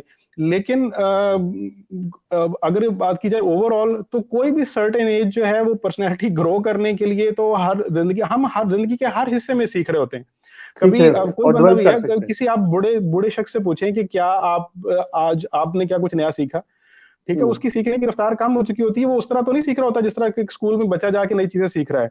लेकिन हर रोज नए एक्सपीरियंसेस होते हैं, नई चीजें होती हैं, नई चीजें सामने आती हैं, लोगों के नए नए रवैये सामने आते हैं। शेयर करना चाहता हूँ मैं, यहाँ पे गया था, एक रिसर्च की कॉन्फ्रेंस थी, तो उस कॉन्फ्रेंस के अंदर मैंने पार्टिसिपेट किया, तो वहां पे मैंने एक शख्स को देखा, उसकी एज 72 ईयर्स थी सर, एंड वो पीएचडी कर रहा था। और उस रिसर्च में जब हमने एक वर्कशॉप को अटेंड किया, तो उसमें एक प्रोफेसर है यहाँ पे, वो कुछ पढ़ा रहे थे, तो हमारे जो 20-25 लोग थे ना, उसमें से सबसे ज्यादा eager, active, getting documents, getting USB, getting tool, वो 72 ईयर ओल्ड था। वो सिंगापुर से, मतलब रहता था, सिंगापुर से आया था स्पेसिफिकली ये वर्कशॉप लेने के लिए और वहां पे अपना रिसर्च पेपर प्रेजेंट करने के लिए। तो जब मैंने उनसे तस्वीर भी ली, मैं कोशिश करूंगा वो शेयर करूं कमेंट्स में, तो जब मेरी उनके साथ ये डिस्कशन हुई कि आपके अंदर ये जज्बा, क्योंकि मैं देख रहा था कि मुझ में उतना नहीं है, मैं पीएचडी कर रहा हूँ, लेकिन जितना इनमें है, तो उन्होंने कहा कि मतलब I love to do this और I want to learn and now I want to apply it. तो मेरा ख्याल यहाँ से क्लियर हो जाता है कि आप किसी एज में भी सीख तो सकते हैं डेफिनेटली, लेकिन आप अपनी पर्सनालिटी को भी ग्रूम कर सकते हैं। तो सर इंशाल्लाह नेक्स्ट क्वेश्चन की तरफ। नहीं होता, सीखने का अमल कभी भी खत्म नहीं होता। असल में चीज ये है कि ऐसे कई दफा लोग लेटर एजेस के अंदर जाकर अपनी पर्सनालिटी को सही समझ पाते हैं। मतलब मुझे बहुत सारे ऐसे दोस्त या ऐसे लोगों से मेरा हुआ, मैं एक शेयर करना चाहूंगा छोटा वाकया। मेरे पास एक कपल आए और उनकी कुछ प्रॉब्लम्स थी, तो मैंने पर्सनालिटी टेस्ट के थ्रू पहले उनकी पर्सनालिटी को जानने का कहा, और ये करें कि जब उनको अपनी पर्सनालिटी की और अपनी प्रेफरेंसेस के बारे में पता चला, तो वो इतने एक्साइटेड हो गए, और वो शुरू में इतने स्टबर्न थे और बाद में वो इतने एक्साइटेड हो गए, मुझे कहते कि यार काश तुम मुझे 35 साल पहले मिल चुके होते। ठीक है, और उसके बाद कहते कि मुझे अब समझ आया कि जैसे मुझे अब समझ आया कि मैं कौन हूँ, और मुझे अब समझ आया कि मैं अपनी वाइफ को जिन चीजों के ऊपर कहता आया हूँ आज तक, ठीक है, वो क्या थी, उसके लिए थी, जो मेरी चीजें मेरी नेचुरल थी, मैं ये समझता रहा सारी जिंदगी कि वो गलत है, मैं सही हूँ, या मैं गलत हूँ, वो सही है। अब मुझे पता चला कि वो अपनी जगह सही थी, मैं अपनी जगह सही था, मैं अपनी जगह गलत था, वो अपनी जगह गलत थी। तो ये जो चीजें हैं, और उसके बाद वो कहते हैं कि जी मैं इसको जो है मैं बहुत एक्साइटेड हूँ और मैं इसके बारे में मजीद जानना शुरू करूंगा। अब वो रिटायर हो चुके हैं, मैं अपनी जो भी उनका प्रोफेशन था उससे, लेकिन उसके बाद जो है वो मतलब एक एक्साइटमेंट नजर आती है। तो मेरा ख्याल है कि जैसे ही इंसान को पता चलना शुरू होता है, उसको जिंदगी के उन सवालों का जवाब मिलना शुरू होता है, जिसकी वजह से वो सारी जिंदगी जिनको वो हाँ, सोचता रहा है कि हाँ, फिर जो है उसके अंदर एक एक्साइटमेंट आती है। और अगर आपको जी ये बिल्कुल। पता चलता है कि यार ये था मेरा नेचुरल टैलेंट, ये था मेरा हम्म, नेचुरल कैरियर, और हम्म, मेरा दिल करता था, मेरा कभी कभी मेरा दिल खींचता था इस तरफ मैं जाऊं, लेकिन अब मुझे पता हम्म, चला ये तो मेरे लिए नेचुरल था, तो बंदे के अंदर एक नेचुरल। ऐसा जोश और जज्बा पैदा होता है कि बंदा 70 साल में भी पढ़ने लिखने की तरफ वापस चला जाता है। तो जबरदस्त, इसमें कोई जबरदस्त। भी उम्र के लिए खास नहीं है। आप अपनी पर्सनैलिटी टेस्ट करें, अपनी जी, पर्सनैलिटी को समझ को जाने, तो आपके अंदर एक खुद से एक मोटिवेशन पैदा होगी बेशक। चीजों को आगे लेके उसको सीखने की। बोल सकते हाँ, हैं। जी, जी। सर, ये हम अब आखिरी क्वेश्चन लेंगे सर। 1 घंटा 14 मिनट हो चुके हुए, काफी आपका टाइम ले लिया सर।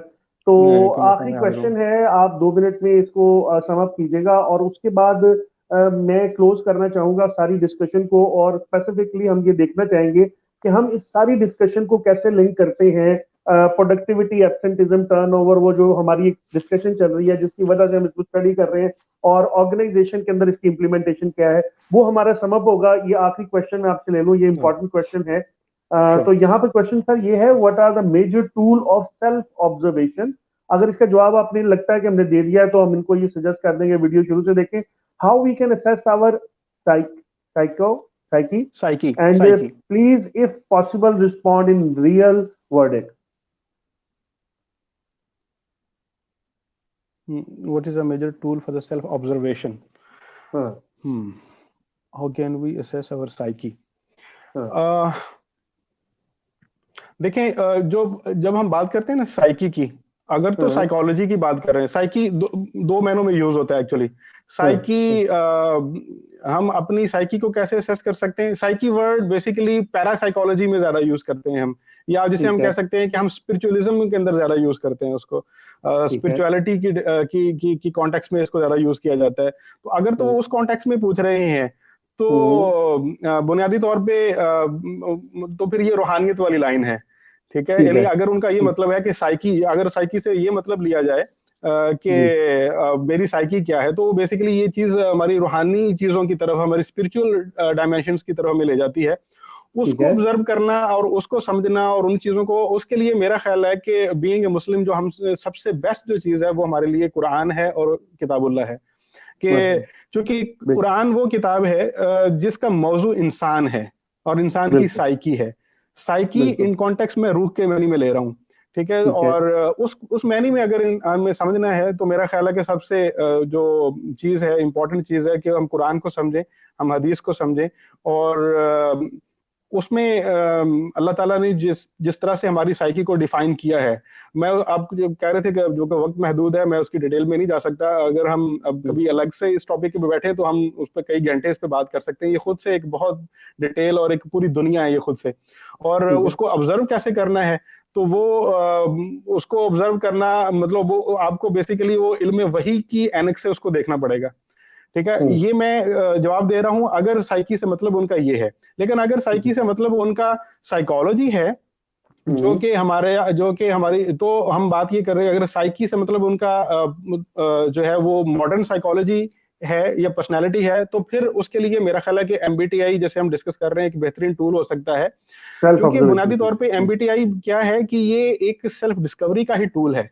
एक्चुअली सेल्फ मैं ऑब्जर्वेशन इस पॉइंट डिस्कवरी। को भी मैं थोड़ा सा स्ट्रेस करना चाहता हूँ कि बुनियादी तौर पे हम्म, कई दफा गलती हो जाती है हमसे कि लोग कई दफा इस टेस्ट को लेते हैं और फिर उसके अंदर जो चीज उनको समझ आती है उसको एक जवाब के तौर पे पेश करना शुरू कर देते हैं, जो जी, उसमें उनकी खामियां होती हैं। वो फर्ज करें एक शख्स इंट्रोवर्ट है और उसकी वजह से वो बोलता चलता नहीं है, अब वो उसको जवाब जी, के तौर पे पेश करना शुरू करता है, जी चूंकि मैं इंट्रोवर्ट हूँ लिहाजा मैं ओके हूँ, अगर किसी ने मुझसे बात करनी है, मुझे इस तरह मुझे कबूल करना है, एक्सेप्ट करना है, तो ठीक है, नहीं तो जाओ। ठीक है जी, जज़ाकल्लाह मुझे सर, कोई परवाह नहीं है जज़ाकल्लाह सर। ये अभी मुझे एक दो मैसेजेस आए हैं हमारे कमेंट्स में जी। ही, जल्जले के हवाले से। अल्लाह ताला रहम फरमाए। पाकिस्तान में शदीद जल्जला, यानी लाहौर में अल्लाह अभी एक लाहौर से मैसेज आया है और एक फैसलाबाद से। तो वो कह रहे हैं शदीद जल्जला, अल्लाह सबकी हिफाजत फरमाए। तो अल्लाह ताला सबकी आमीन, हिफाजत फरमाए आमीन, जी। अल्लाहुम्मा हम इस सल्ली। प्रोग्राम को कर रहे हैं और दूसरी तरफ कोई सिचुएशन इस तरह से है, तो अल्लाह ताला जी, सबको अपने हिफ्ज़ो मान में रखे, अगर रहे रखे। अगर कोई आमीन, मुश्किल है तो हम आमीन, आमीन। प्रोग्राम को भी समाप्त करते हैं जी। ठीक। और फाइनल कंक्लूजन की तरफ जाते हैं कि बस आप सर 1 मिनट कीजिएगा तो कि क्लोज कर दें, ताकि लोग अपने श्योर। मामला को देखें। तो उसमें सर सिर्फ इतना बताइएगा कि किस तरह से productivity, absenteeism, turnover, positive negative behaviour में पर्सनालिटी का रोल बेस्ट हो सकता है, और क्या एज साइकोलॉजिस्ट आप समझते हैं कि ये बहुत ज्यादा जरूरी है ऑर्गेनाइजेशन के लिए? कि मैं समझता हूँ कि सबसे इम्पोर्टेंट है ऑर्गेनाइजेशंस में। मैं खुद बड़ा अरसा ये कॉर्पोरेट कल्चर में गुजारा है, और वहाँ पे जो पॉलिटिकल इन्वायरमेंट्स पैदा होते हैं, जो आपस में जो एम्प्लॉयज़ के बीच में और एम्प्लॉयज़ और मैनेजमेंट के बीच में और मैनेजमेंट और हायर मैनेजमेंट के बीच में जो क्लैशेस और कॉन्फ्लिक्ट्स पैदा होते हैं, अगर हम अपनी पर्सनैलिटी प्रेफरेंसेस को जानें और हम अपने नेचुरल वर्किंग स्टाइल को जानें, अपने लर्निंग स्टाइल को जानें, अपनी मैनेजमेंट स्टाइल को जानें और दूसरों की पर्सनैलिटीज को जानें, उनकी प्रेफरेंसेस को जानें और उसके मुताबिक जो है वो हम उनको डील करें, तो हम अपनी एम्प्लॉय सेटिस्फेक्शन को बहुत बढ़ा सकते हैं। क्योंकि अगर आपकी एम्प्लॉय सेटिस्फेक्शन बढ़ेगी तो आपकी ऑर्गेनाइजेशन जो है वो ओवरऑल ग्रो करेगी, उसमें प्रोडक्टिविटी भी आएगी, लोगों की इफेक्टिवनेस में भी इजाफा होगा और लोगों की एफिशिएंसी भी बढ़ेगी। तो बुनियादी तौर पर इसलिए एमबीटीआई जो है, अगर देखा जाए तो अगर मैंने जो शुरू में कहा और आपने भी मेरे ख्याल अपनी वीडियो में इसका जिक्र किया कि 500 फॉर्च्यून कंपनीज जो है उसको यूज कर रही हैं अपनी एम्प्लॉयज की ग्रोथ के लिए, उनकी डेवलपमेंट के लिए। और आपको पता है कि बड़ी ऑर्गेनाइजेशन के अंदर हमेशा एचआर के का एक फंक्शन होता है जिसको हम ट्रेनिंग एंड डेवलपमेंट कहते हैं। तो ट्रेनिंग एंड डेवलपमेंट के अंदर इसकी बेतहाशा एप्लीकेशन है। आपने अगर ट्रेनिंग की अपनी नीड आइडेंटिफाई करनी है तो आप इस टूल के थ्रू उसकी नीड आइडेंटिफाई करें और ये देखें कि मुख्तलिफ लोगों को किस तरह की, खास तौर पे सॉफ्ट स्किल्स के हवाले से और खास तौर पे प्रोफेशनल स्किल्स के हवाले से ये हमें बहुत हेल्प कर सकता है। बहुत शुक्रिया सर, आपका शॉर्ट आंसर आ गया हमारे तक। मैं समझता हूँ कि हमने बड़ा डिटेल डिस्कशन कर लिया। अब चूंकि कुछ कंडीशन इस किस्म की हो गई है कि मेरा दिल भी उस तरफ लग गया है कि अभी ऐबटाबाद में भी शदीद झटका लगा है, और ये सारे कमेंट्स हमारी इस वीडियो के नीचे कमेंट्स में ही आ रहे हैं। तो हम दुआ करते हैं सब लोगों के लिए, अल्लाह ताला सबको अपनी हिफाजत में रखे और रहम फरमाए। और मेरा ख्याल है हमें इजाजत लेनी चाहिए सब लोगों से। आपका बहुत शुक्रिया सर, आपने हमें ज्वाइन किया, और मैं चाहूंगा कि बस आप आपके आखिरी वर्ड और हम इजाजत लेते हैं।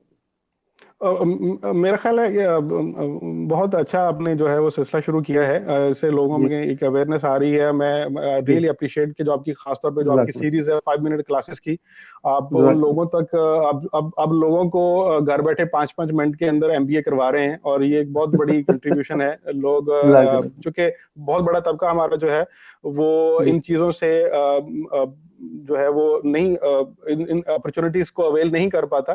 तो ये है कि आपके क्लासेस के थ्रू, आपके लेक्चर्स के थ्रू, आपकी 5 मिनट सीरीज के थ्रू जो है वो बहुत सारे लोगों को इल्म मिल रहा है और नॉलेज मिल रहा है, उसके जरिए से वो अपने बिजनेस को इम्प्रूव कर रहे हैं। अब जो आपने सिलसिला शुरू किया है ऑर्गेनाइजेशन बिहेवियर के जो टॉपिक डिस्कस कर रहे हैं, इसमें ऑर्गेनाइजेशंस को भी फायदा है, इंडिविजुअल लेवल पे लोगों को फायदा है।